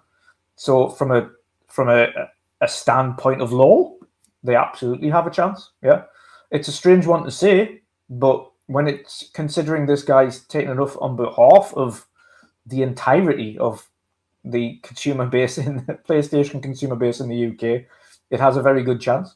Good chance, and no doubt he's probably raised a petition or something that's similar to target a vast majority of those PlayStation consumers in the UK in order to get actual physical numbers to take to court as a legal battle. Otherwise, he wouldn't have in the first place. Yeah, that's so true. So yeah, man, it's going to be interesting to see how this will turn out. And if I don't think they will be able to achieve like real cheaper prices, but I do hope that we remove some of the weird stuff out of the contracts. Again, like prohibiting that games come to Game Pass, or that we have parity, technical parity in between the consoles and so on. I do hope that at least they will achieve that, because it really annoys the hell out of me. Yeah, but I think ultimately, I don't think it's going to end up with the billions of pounds. I think ultimately what they'll end up doing is potentially looking at reworking the way that they distribute digital codes again, and potentially end up, which would be a win, selecting select retailers, trusted retailers, to start distributing digital codes again. That would breed competition again. And I think the courts ultimately, the CMA or regulators ultimately would say you do not have a choice as to realistically how much these retailers set as the price for these codes. If they want to charge 70, then they'll charge 70. If they, however, choose to charge 60 or 65 for these codes, then they can do so. That isn't on you. Like, your margins might still be the same, or the court might say you have to reduce your margins for physical codes or retailers in order for them to be able to sell these products to consumers at a more consumer-friendly price. But I think that'll be the avenue it'll go down. It'll be around the the amending the competition aspect of it, as opposed to the fine. I don't think the fine will be successful, but I think altering the behavior of the company potentially could be successful. Agree. So, yeah, let's hope that something positive for consumers comes out of this. At least it is good to see that there's some attention on the fact that Sony has a very strong position in the console market, and that it needs to be looked upon. I think that is the true good thing that comes out of this, and we hope that something beneficial for us consumers comes out. So, but yeah, man, let us move on to some actual game news, man. Something really cool. Well, I wouldn't say leaked. Appeared online. And that is again through some mentionings of a couple of LinkedIn profiles, that Gearbox is actually working on Borderlands 4 and Tiny Tina Wonderlands 2. How do you feel about this? Does this come as a surprise? And what do you expect from those games? I don't know how I feel about the Borderlands franchise anymore, to be honest. Why? I don't know, because 3 was okay. It was okay, but it wasn't great. It was super fun. Tiny Tina's, however, was great. It was a good idea. Yeah. It was a nice little freshen up of the franchise. There was a nice little expansion that kind of diverted away from it. But kept what was great about the franchise there as well. So it was a nice little like story add-on, shall we say, where it's like she's having these mad Dungeons and Dragons-esque thing where she's narrating it all, and she's like, and this happened, and then this happened, and that was cool. But I think Borderlands 3, it's a Marmite game. I think I remember fondly Borderlands 2, loved Borderlands 2, and loved Borderlands 1, but Borderlands 3, I've got it. It didn't catch us. Really didn't. The break might have done them well, because it's been a while since Borderlands 3 was out. When did that actually release? It was a couple of years ago now, at least. I would guess like 2019, so it's 4 years. 4 years. 4 years already. Feels longer, honestly. Does feel longer, yeah. Yeah. Listen, I really did enjoy Borderlands. Okay. Yeah, December 19th, 2019. I really did enjoy Borderlands 3. I just feel like a lot of people hoped for better or more endgame content, and I personally never played Borderlands for the endgame. I played through the story, enjoyed that, and then just moved on. And if you look at it like that, it took me, I would have to look it up, I don't know, but I would guess at least 25 hours or so, 20 to 25 hours, somewhere in that ballpark, to beat the campaign, do some side quests and everything, and then I had a blast for 25 hours. The shooting felt good. Some of the story characters were not as hilarious as in the first two. I gotta give it that, but other than that, I really do enjoy the Borderlands series. It's Diablo as a shooter, just very colorful with a special humor. I also really enjoyed Tiny Tina. Was a fun game again, just for the story. Never really played the end game content there, but that came as a surprise to me. I didn't expect much from Tiny Tina, and that's why I didn't buy it at launch directly. Then there was this empty try streak over the summer last year in 2022, where we had like 4 or 5 months of barely anything coming out outside of a few indies. So I bought it and I thoroughly enjoyed it. So I was actually excited to see that.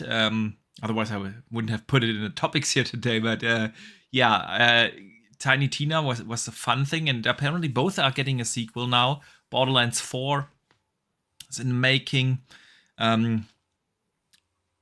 But yeah, I feel like it'll be a while till we hear something from either of the two. Tiny Tina was a 2022 game, so no way that we will hear or see anything of Tiny Tina 2 in the next 2 or 3 years. Yeah. Hopefully anyway. If it's any quicker than that, then I'd fear for it. I mean, it's, I've seen a lot of people online. I've seen a few people online speculating. I mean, that's what always happens right in front of a bigger showcase. And with the Game Awards, really not being about the awards, but about announcements and trailers. Obviously, every tiny bit you see in terms of game announcements or rumors or leaks automatically leads to speculation. Will it be at the Game Awards? Not sure. I mean, would make sense, obviously, to announce Borderlands 4. It's a big stage. It's a third-party platform game, multi-platform game, and obviously the Game Awards are not just viewed like the Xbox showcase or the Sony showcase or so by a particular fan base, but by a wider audience. So who knows, man? Who knows? Other news that made quite some speculations on games is Dragon's Dogma 2. The release date seemingly leaked in Europe, which apparently sets the release date for March 2022. And Capcom is actually planning to hold a product showcase for the game next week. Yeah. So Dragon's Dogma coming out end of March. At least that's what it looks like. And yeah, next week we will get something. Not during the Game Awards, obviously, if that turns out to be true. Doesn't mean that it won't be there in any way, shape, or form in terms of trailer or something. But we will get more updates there. How you feel about Dragon's Dogma? You excited, man? I've got to be honest, Foxy. Never played it. You never played Dragon's Dogma? Never played man, it. that is so your game. No, really, I mean it.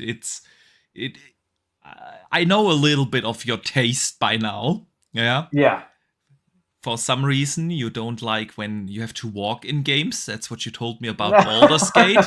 I just don't like rolling dice turn-based games. I just don't get them. Not for me. But you didn't talk about against that. You said you don't like that you have to walk in turn-based combat. In the combat segment. Yeah. Yeah. I don't like the selecting your position, like, okay, this guy needs to go over here, and then select your attack. And then this guy needs to go over here. Oh, but by the way, your range isn't long enough to do this. Like, no. Boring. No, I want to just go in and fight. Just let me go in and fight. Or if it's turn-based, like a Final Fantasy, then it's an active time battle, like the old Final Fantasy's active time battle. So you each get to take your turn. That's turn-based combat for me. I just don't like the Baldur's Gate XCOM way of doing things, where you have to move and then select your area. Like, I kind of got away with it a little bit in Gears Tactics, but even then, I wasn't like the biggest fan of it. But yeah, outside of that, Dragon's Dogma, explain to me why I love this game. First of all, I have to apologize. Spider-Man in the chat pointed out to me I misspoke. I meant March 22nd, 2024, and apparently it said 2022. We're going back in time now. Obviously. Yeah, no. They are not that good, you know. Just make some time travel in there. But yeah, no. Dragon's Dogma, man, it is just a... You know, you like Skyrim, right? Yeah. Yeah, you like games like The Witcher. Yeah. Yeah. and you like JRPGs, right? Yep. So this is just a great mixture of all of those. It feels like a Western RPG, but you can really tell the Japanese influence in there. It has a fantastic RPG system. It is it feels like something unique. It's not just your average standard high fantasy RPG. It feels and plays as something very unique. And everything we have seen from Dragon's Dogma 2 is that they are going to take it to the next level. The combat looks really good. The worlds look vastly improved. I really cannot wait for Dragon's Dogma 2. I have the feeling that this is going to be something really special again, because the few things we have seen so far look like they kept that essence that made the first one feel so unique in the RPG space, with this combination of Western and JRPG mechanics, and yeah. So I'm almost certain you would really enjoy Dragon's Dogma. So go play it, man. Don't sleep. It's on sale. It's on the Black Friday sale. Is it? Yeah. I'll give it a shot. I think one of the Dragon's Dogmas is it not on PS Plus this month? I don't know. I think one of them might be. I might be wrong. I have unsubscribed from PS Plus, so I have no idea what's on there actually. Oh, I'll still use the extra one. That's the only one I'll never get premium, and the base one's terrible. So listen, I had it for a year, and I barely used it because when I play on PlayStation, it's usually for the exclusives. None of them have any multiplayer elements. I just don't need it. Then I thought, okay, I actually subscribed when Stray came out.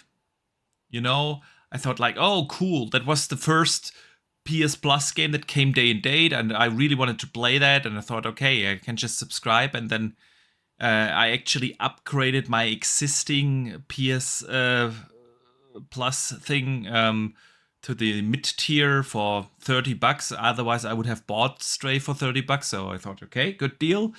And then I realized like every game that they basically have in there or bring in there is also available on Game Pass. And I already have Game Pass, so no need to pay double, man. There isn't really much in there that makes it stand out. The first parties are not in there, and the third parties that are in there, don't get me wrong, I feel like still, if you are a PlayStation only gamer, you get a good value out of this. Is it the same value that you get out of Game Pass? Absolutely not. But there are some really good games in there, but those games are also on Game Pass. So I really didn't see the point. It's either that or people that are going to PlayStation for the first time from Xbox. It's worth getting it because you still have games like Horizon Zero Dawn. Exactly. I think Forbidden West might be in there now. I don't think yet, but it'll be there eventually. 2 Spider-Man years or so. And Miles Morales are in there. Yeah, Demon Souls is in there. Demon Souls, Death Stranding. Yeah, but only the remake. It's not the latest. Rift Apart's in there as well, I think. Or Rift Apart is in there? Okay. Yeah. But see, I bought those games when they came out. So yeah.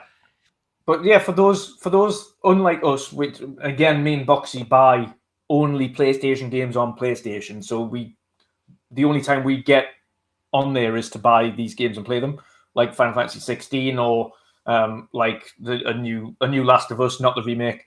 Fun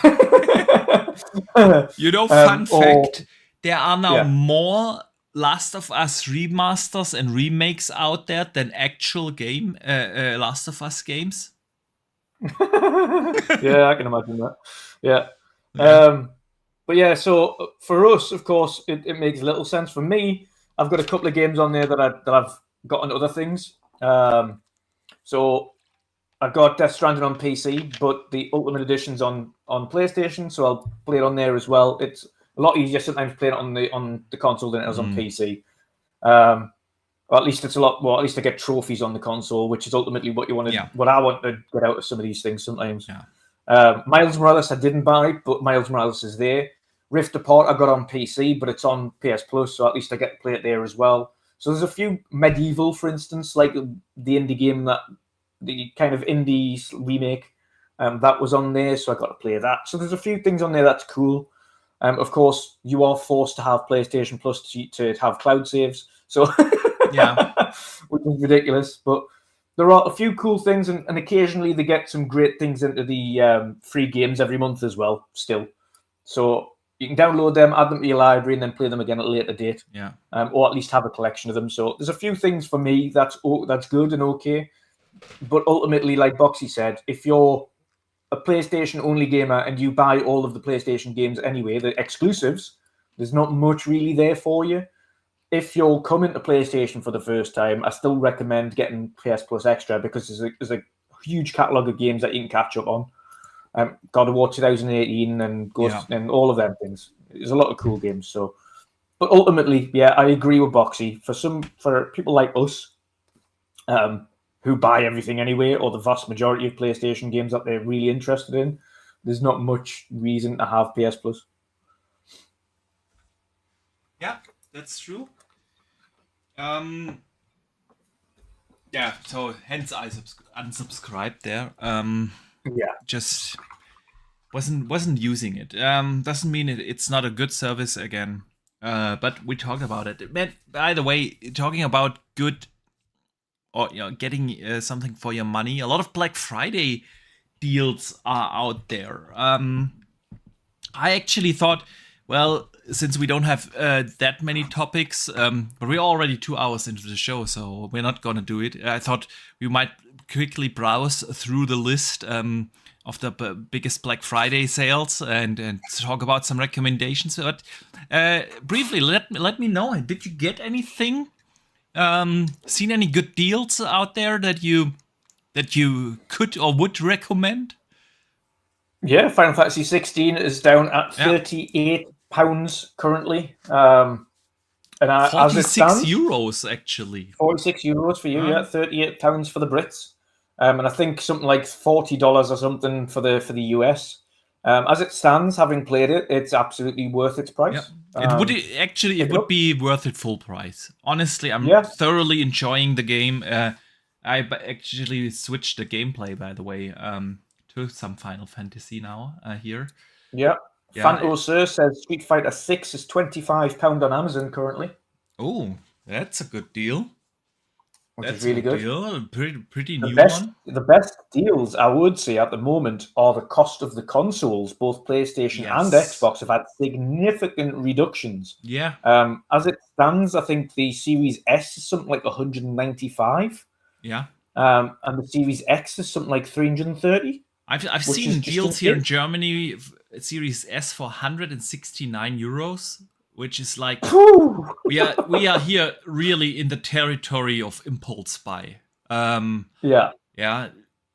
get a current gen console at that price point, no reason not to get it. Honestly, I actually upgraded my relative same for the PlayStation as well. I've seen that at something like 360 or 300 something ish, around that middle mark, 350, 60. £60 for a PlayStation Disc Edition. Yeah. Which is, again, there is going to be a lot of people, especially around that Black Friday end. Yeah. We know a lot of people wait till the end of Black Friday to wait just in case it comes just a smidge down a little bit. Yeah.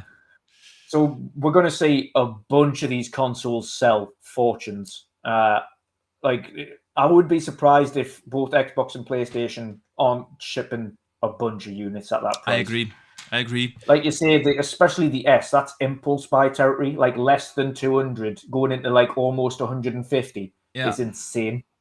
Yeah, it is. It really is. Even Series X, honestly, some great bundles I've seen. I've seen the Series X with Call of Duty Modern Warfare 3 and Diablo 4 at 460, which is crazy good. Really, really good price. Both of those games are not in Game Pass. You know, I sometimes feel like if you bundle in a Forza Horizon now, even a Starfield, even if you bundle in Starfield now, I don't think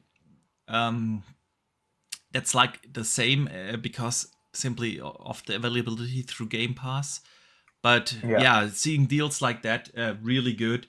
PlayStation, I've also seen bundled with Spider-Man and Horizon at just below, I can't remember if it was 489 or 499, just below 500, which is also really good price point there. I've got some games on the Xbox store here that are significantly reduced. NBA 2K24 is $34.99, which is 50% off.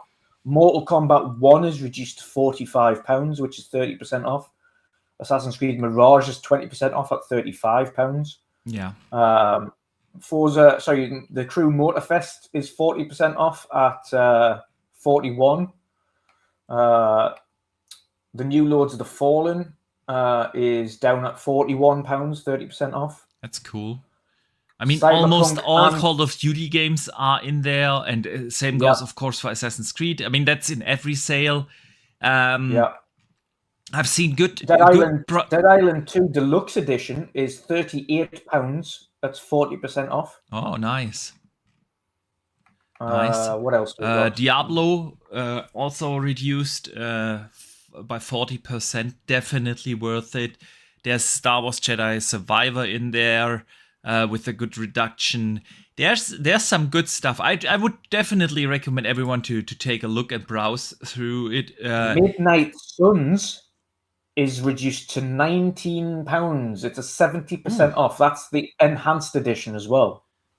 That's a good one. 70% off.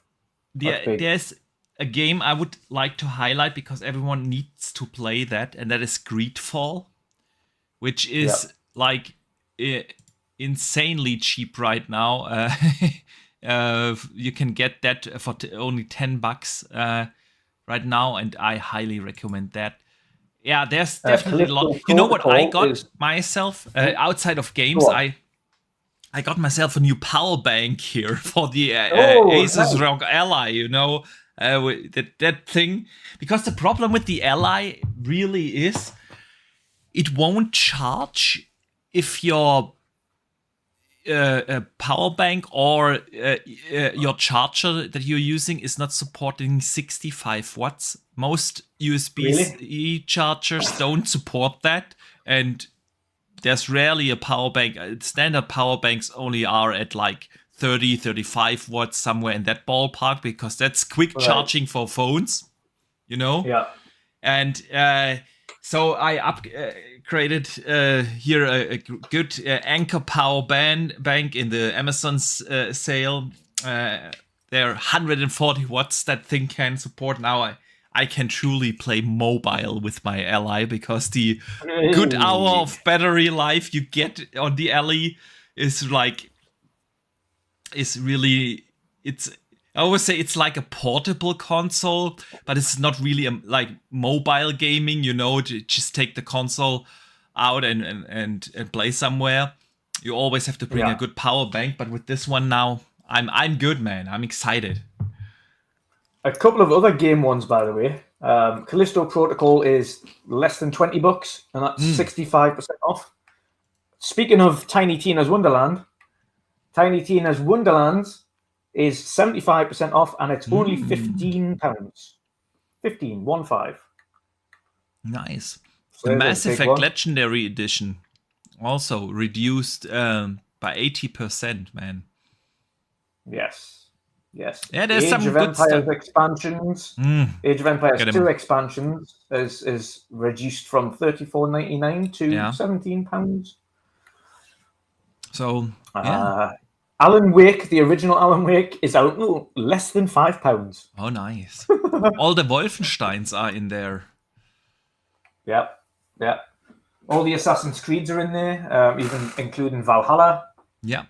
You can get Valhalla and Mirage as a double package for less than 50. It's 47. That's Valhalla and Assassin's Creed Mirage together for £47. Yeah, nice. Good stuff here. Okay, let us talk about games again. Kotor made some headlines. Earlier this week, Jeff Grubb, he has his sources. We can say about him what we want, but he has his sources. And he came out and said, okay, the Kotor remake is definitely dead. Nobody's working on it. It's a dead thing, And then the industry darling Jason Schreier actually came out today saying that he talked to a couple of developers within Saber Interactive and that it's still being worked on. Has been confirmed by 2 developers within Saber Interactive, to Jason Schreier, who has me blocked, surprisingly. Wonder why that is. No, he has everyone blocked. The only reason he hasn't blocked me is because I haven't interacted with him on my I haven't account. either. I have never interacted with that guy. Never. And I haven't checked recently though. I can honestly say I've never been like, I had never attacked someone on a personal level, or I was rude on the social medias. I'm a nice guy. If I disagree with someone, I either do it in a polite way, and if they, there are the idiots obviously out there, but then I just move on or mute them and just. I can honestly say I've never been impolite to someone on social, and then he has blocked me for some reason, but I really couldn't care less. Anyway, I wanted to talk to you about KOTOR, man, and KOTOR is one hell of a game, the original one, the original, yeah. And so I was actually kind of excited to see that it's getting a full remake, and they actually talked about, okay, we got inspired by the combat system from God of War and things like that, and it was supposed to be a Sony exclusive, and then they pulled away from that, and everyone thought it was dead. And earlier this week, Jeff Grubb confirmed that it's dead. Nobody's working on it, and now Jason says it's still in the making. And I was actually kind of surprised back when it was announced that it wasn't PlayStation exclusive, because the first one obviously was an Xbox exclusive. So what do you think? Will this game still come out, and should Xbox swoop in here and get it and fund it properly and bring this game out, because it is could potentially be, because the source material is just so fantastic. It could potentially be an awesome remake. What do you think, man? Yeah, to be honest, we haven't heard the best of things about this remake since it was initially kind of unveiled. Yeah. Like, I think months into it, we started hearing issues with it, and development problems, and it continued that way. And then we didn't hear anything about the development at all up until the point that Jeff Grubb has come out and said, like, it's just dead and no one's really working on it. So Jason Schreier to come out and say, actually, 2 developers have said they're still working on it, it doesn't really mean that game's still going anywhere fast. It could be either or. Like, Jeff could very well have heard that the game's dead, and it could be the opinions of people involved in the studio think that the game's just like not really getting anywhere fast, or it's not really progressing, and they would class it as pretty much a dead project as it stands. Just because you're working on something doesn't mean it's going to get anywhere anytime soon. It could be another 3, 4, 5 years away yet. It could be classed as dead in the water because it isn't really making good headway. So we'll wait and see. Again, it's been a long time since I played KOTOR. Very long time.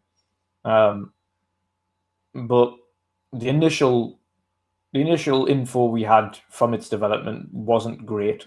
So I already have my doubts about it.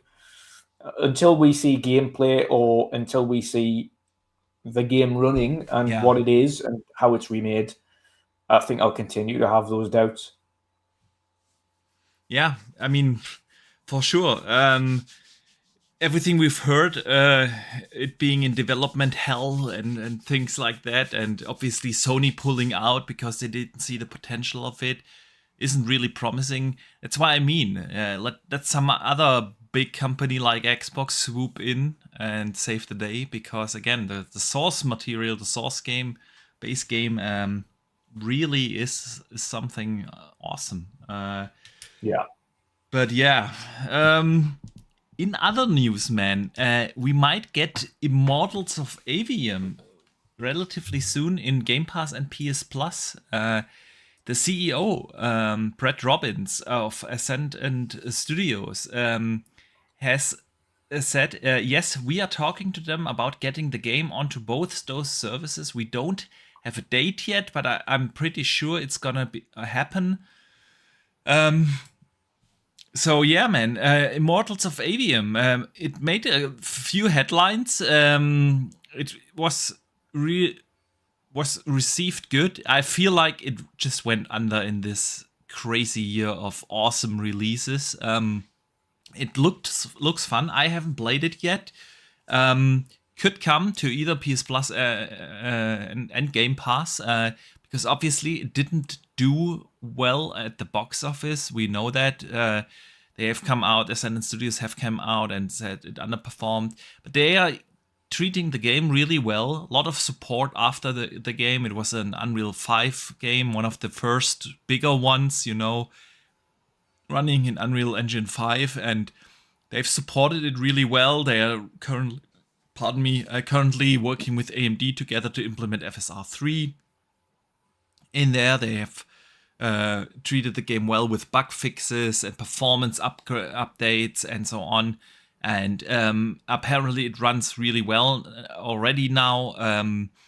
Do you think it's a good thing? When do you expect it to come? When should it come? Because timing is always key. Yeah, if you bring that out in Game Pass, at the same time you bring in a Hellblade in there or so, it still go under. What do you feel? I mean, is the game fixed? Yes, apparently it is. Right. In which case, anytime. But ultimately, it's an EA game, is it not? Who published it? It's EA. It's an EA game. Yeah. Yeah. So therefore, it will just drop whenever it drops in the vault. It's not a timing thing for Game Pass. It's not a choice. Whenever it drops in EA vault, it is EA. Yeah. Yeah. So I don't think. I mean, we don't have any real. Microsoft don't have a say in when it drops or when to drop it.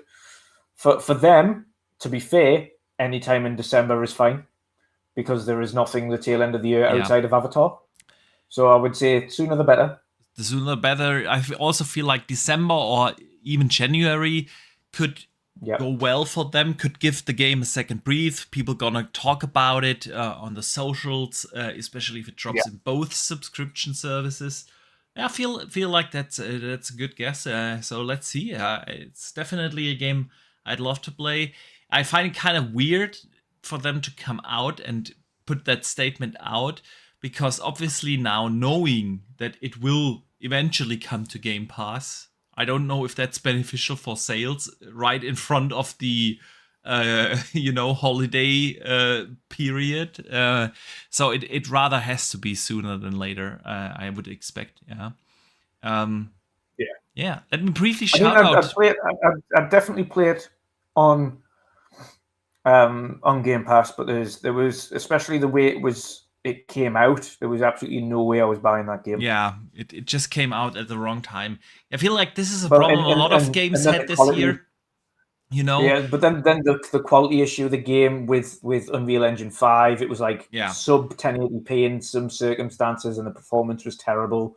So until they got that ironed out, it was absolutely no chance. And again, because these games go into EA Plus, and a lot of people on PlayStation Plus and Xbox get to play these games when they drop into the vault anyway. it doesn't, like, for us, it doesn't matter.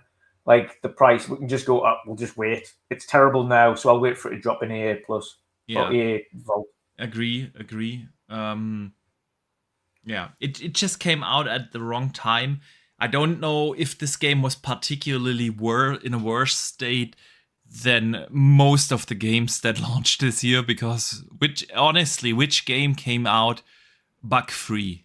You know, you could argue Starfield was a super polished game relatively for Bethesda, but yeah, Jedi Survivor had big issues, Baldur's Gate had big issues, Spider-Man had issues, a lot of games had issues, you know. Don't feel like this is particularly bad, even a worse state than those others, but it didn't have the oomph, you know, and when you release that game in the middle of gaming season, where you had back-to-back bangers of your Diablos, your Final Fantasies, your Starfields, your Baldur's Gates, and so on. All those games came around the same time that Aveaum and a lot of double A to smaller triple A games had this problem. Lies of P comes to mind, and so on. And especially if you're not in a Lies of P benefited definitely from it being in Game Pass. If it wouldn't have been in Game Pass, nobody would have played it, honestly. It's just, it was a tough year for those kind of games. And you can say the same about the indies, you know. A lot of the good indies have just been overlooked because of the back-to-back AAA releases we had this year. But yeah, let me shout out Sith Lord real quick. He sends in a super member chat, and for being a channel member for 15 months now.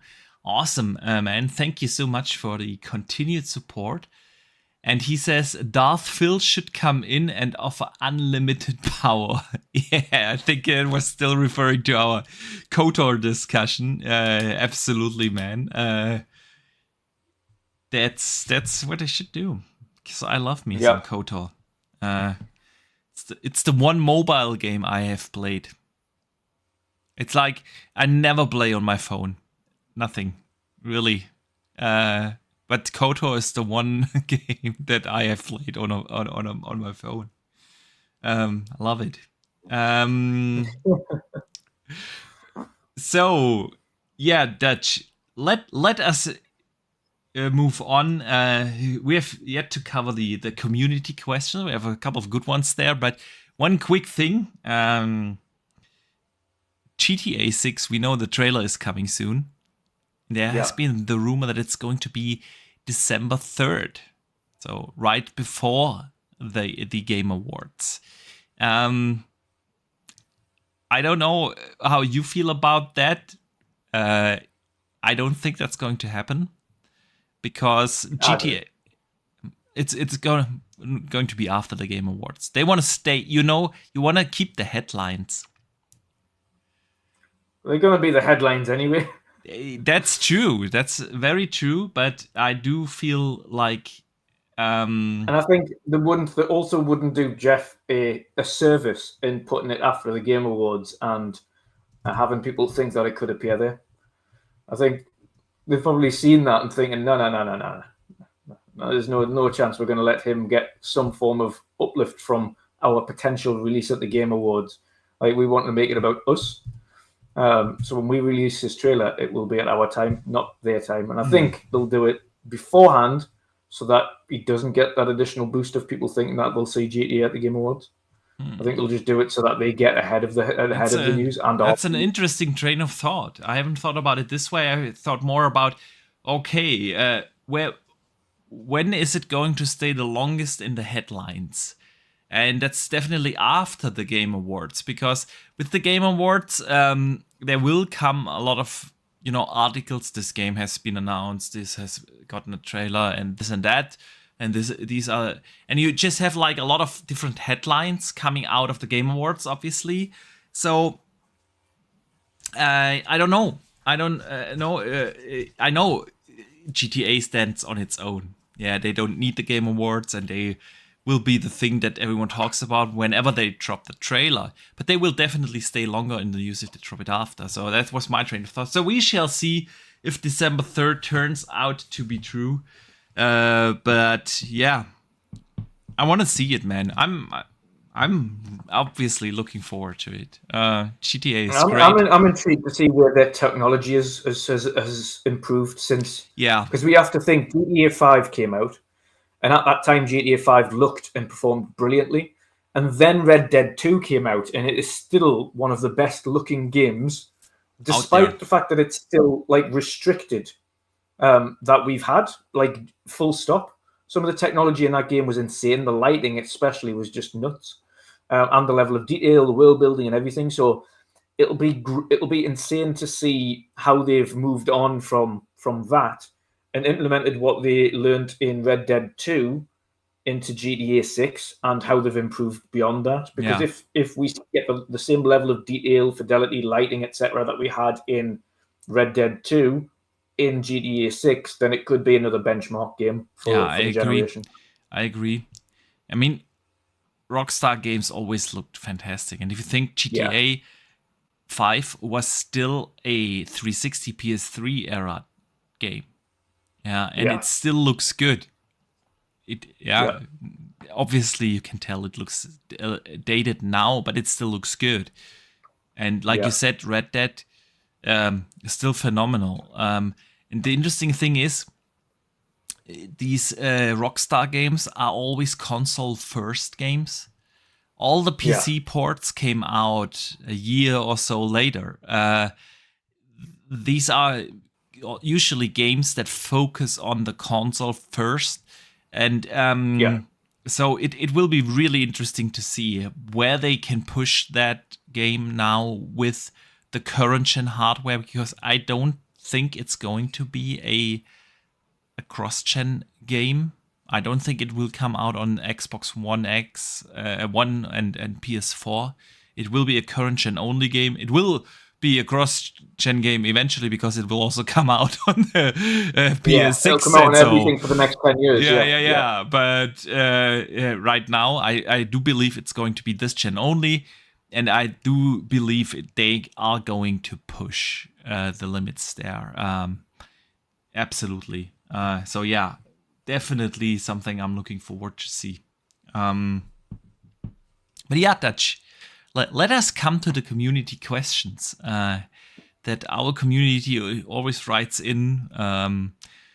Usually on Wednesdays. This time we asked everyone to write in on Tuesday, obviously. But usually on Wednesdays you can write in on Twitter, on YouTube, on wherever. And this week we got some cool questions. Sith Lord. A quick update here, by the way, before we get into it. Yes, please. Killer Instinct live stream is happening now. For the update. If you already own the Killer Instinct Anniversary Edition, Killer Instinct Definitive Edition on Xbox or Steam, the upgrade is free. Nice. If you don't already own Killer Instinct, you will still get the base game for Killer Instinct free, but the Anniversary Edition with all 29 fighters, including XP boosters and holiday accessories, etc., is $29.99. So there we go. If you already own the Definitive Edition, you get the upgrade free. If you don't, the base game is free, and the Anniversary Edition is $29.99. Nice. Sounds good, man. Killer Instinct. I still feel like they are testing the waters here. Yeah. Is it still interesting? Are people interested? And to see just where could they land or position a Killer Instinct 2? Which definitely should happen, man. Xbox needs a fighter.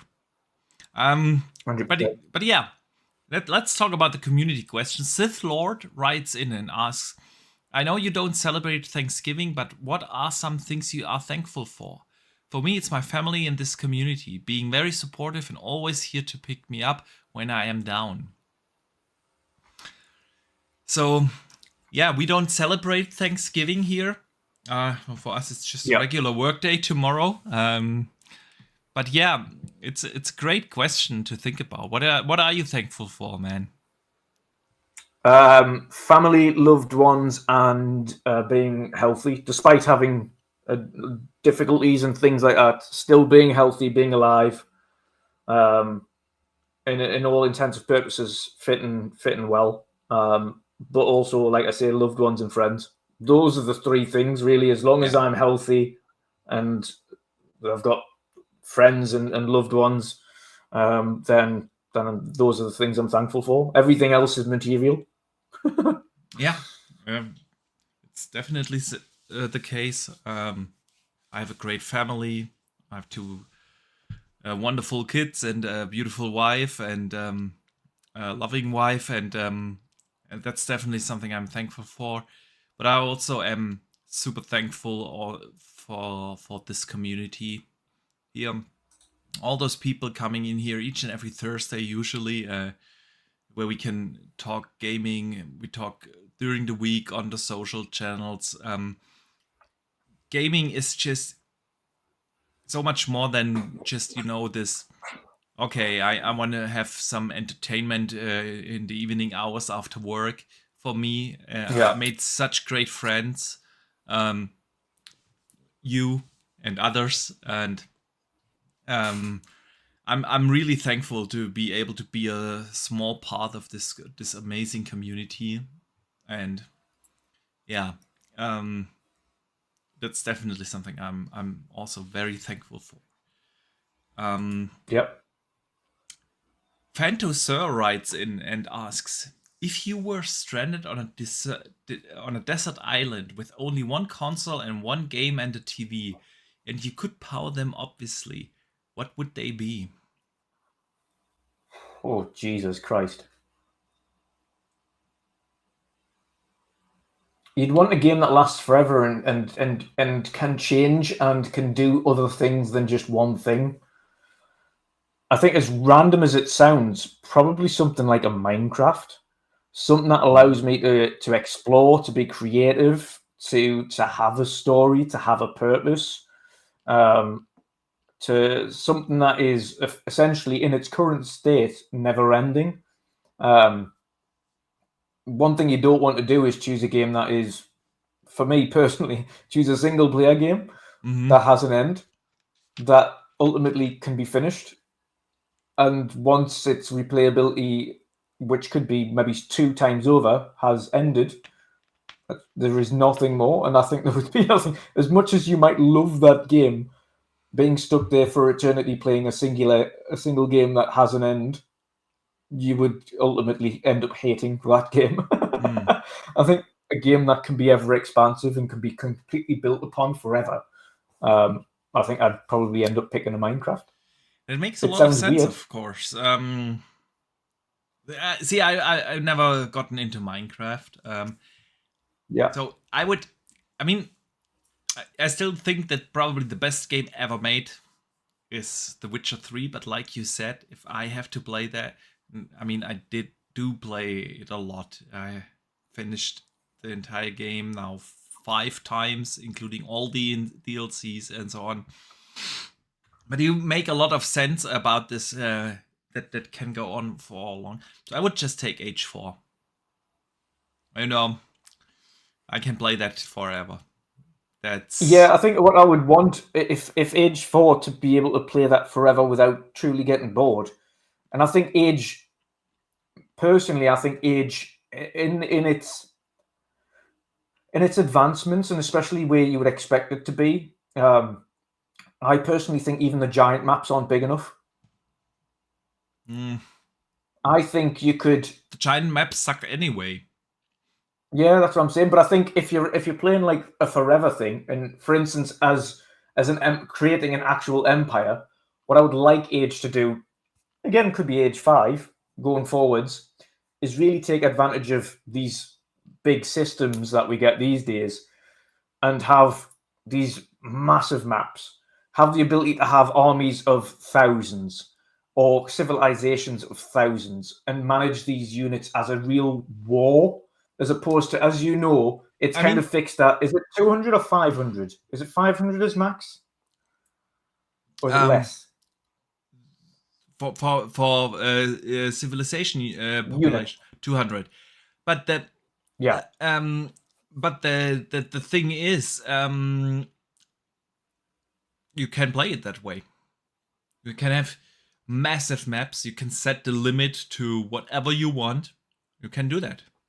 It's just not fun, because the fun in part in Age is actually managing limited resources, a limited amount. How You many? see, this is the good thing about Age, though, is because we both get different kinds of enjoyment from it. You like the limited resource and the challenge of it. I like the civilization building and the city building and You can play creating it the that way. army. And that's what I'm saying. I like the two different aspects. Yeah. I think if I was to play Age forever, I would want it to be where I'm literally building up this massive civilization and watch them grow over time, and then building this mammoth army, and then having like being this mega thing that can constantly evolves. And I think, again, it's your game though, but I understand because you have infinite love for Age. So yeah. So, but I think it's can just play because that my forever. daily thought is I want something that can last me forever, and I feel like Age as it is now, I'd probably play it for a good few months solid, and I'd be happy with it. But I think there would become a point where I'd be like, I think I've done everything there is to do on this now. Whereas I think with the likes of, and even Fanto said in chat there, another one like an Ark, where it's just like the crafting, the building, and the building things, and like as well as surviving, as well as doing, it's something that is infinite, essentially can be infinite. That's the kind of game I'd want on an island where there is an infinite end to it. There is no end. I still stick with Age. There's no end. There's always, you can always improve, man. You can always improve, and every match is different, and there's so many skills you have to learn. But wait. What were the rules for this? Were we allowed internet connectivity on this island via Satlink, or are we not allowed internet connectivity and we just have a console, a TV, and a game? I mean, if you have power, electricity, you will have internet as well. We might have a generator. And you might have satellite internet, Well, I mean, the rules weren't stipulated, Boxy. We don't know. We don't know. maybe Fanto can clarify here. Fanto just said no internet. Fanto said no internet. No internet. That's just because he doesn't want me to play Age. There we go. Let's move on to the next question. Omatoni writes in, if you could visit one studio to see behind the scenes dev work and talk to each department for a 2024 release game, which would it be? For me, it would be a team that used mocap as well, so I could witness a few scenes that would show later in the game. So Playground would be cool. So he's probably assuming that Fable is a 2024 game. Yeah. Ninja Theory for me all day, every day.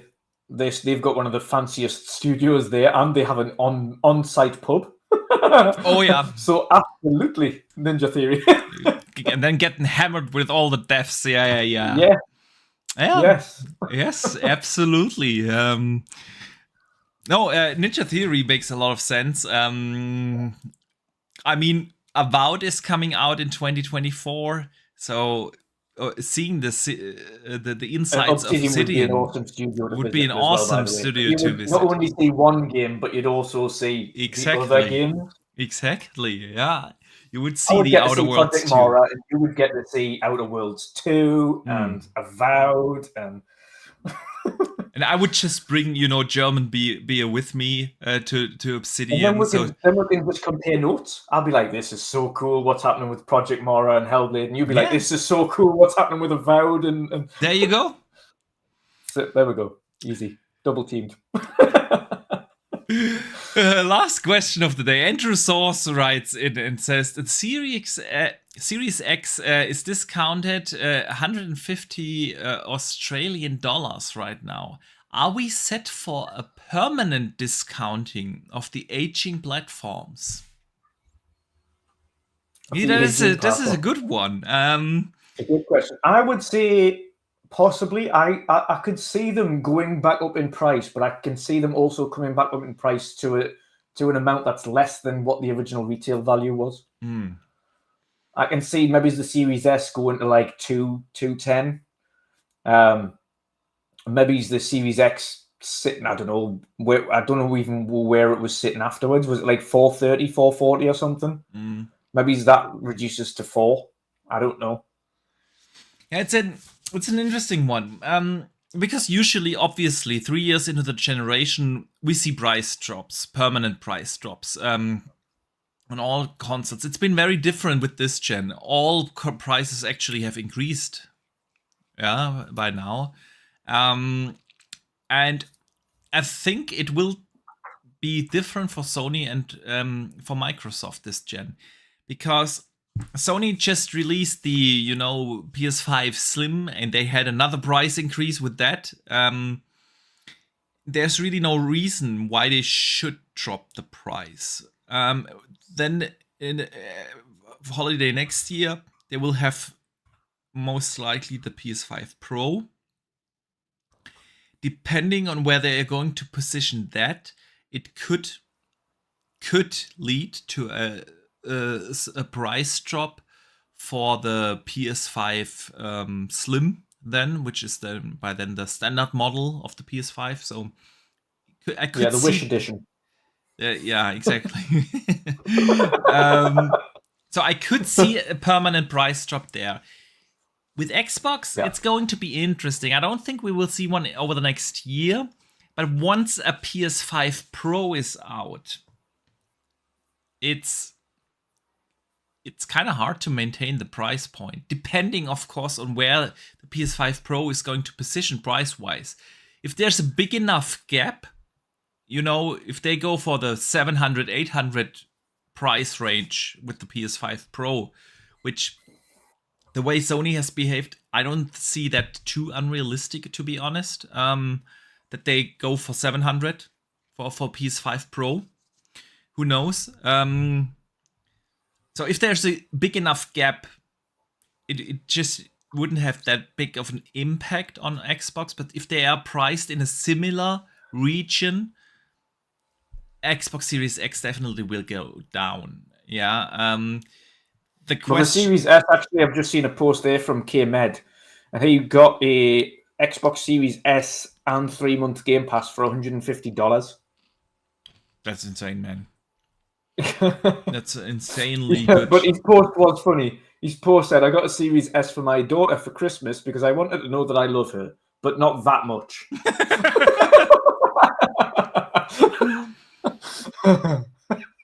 That's a good one.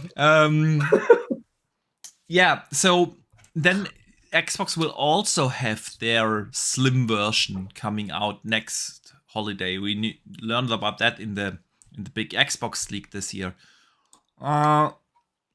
So with them having a new console out, I don't think that the price will go down. So this will be very interesting to see where's Xbox going. And so I don't know about permanent price drops. I don't think it will happen that soon, and if so, not significant price drops. So, but yeah, I think that brings us to the end of this show. As always, it has been an absolute blast. It has been an absolute blast with this community. Thank you guys so much in the chats here. We had an awesome time. I do hope you guys had it too. For all our American friends and those who celebrate Thanksgiving, happy Thanksgiving to you. Enjoy your time off and enjoy some quality time with the families. We will be back here, obviously, next week at the regular time. Thursday with the World of Gaming, Wednesday with the Midweek Mixer podcast. So that is for sure. But I do want to say a big thank you.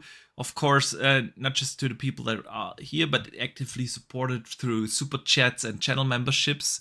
Means a lot to us. Absolutely. And Dutch, let everyone know what you have coming up and where they can find you. Yes, so because obviously we're streaming today on both, and we're doing the podcast today on both. I'm climbing mountains tomorrow and Friday, so that's what I'm doing. For special effect, of course, we are not too far off hitting our target. So target was 1,500. We're on about 1,150 something at the moment. Nice. So 76% of target. So a little bit of work to go there, but it is very much achievable. And of course, I've got these mountain climbs for the next 2 days for that, and we've got till the end of the month to hit target. So that's what I'm doing. Other than that, I am everywhere at 100 Dutch. Back next week, of course, with both the Midweek Mix-Up on Wednesday and the World of Gaming on Thursday. And usually every Friday, Saturday, Monday, Tuesday, I am streaming games on Twitch and YouTube. At the moment, our rotation is Final Fantasy 16, Cyberpunk Phantom Liberty, and Elder Scrolls Online. So Cyberpunk will be Cyberpunk Tuesdays, Final Fantasy will be Fridays and Mondays, and Elder Scrolls will be on Saturdays. So feel free to join in any of those streams on both YouTube or Twitch. But you'll find me on Twitch as Midweek Mix-Up, and on YouTube, of course, as Wondering Dutch. But yes, it's been a blast as always. What about you? Where can people find you, Boxy? Super easy to find me. It's Boxenberger everywhere. And yeah, it definitely has been a blast, man. I can't wait for the weekend, because that's when I'm going to dive deep into Final Fantasy and continue playing Age. So yeah, again, have an awesome Thanksgiving. To everyone else, have a great rest of your week. Enjoy your gaming. We will be back next week. And up until then, don't forget to game on.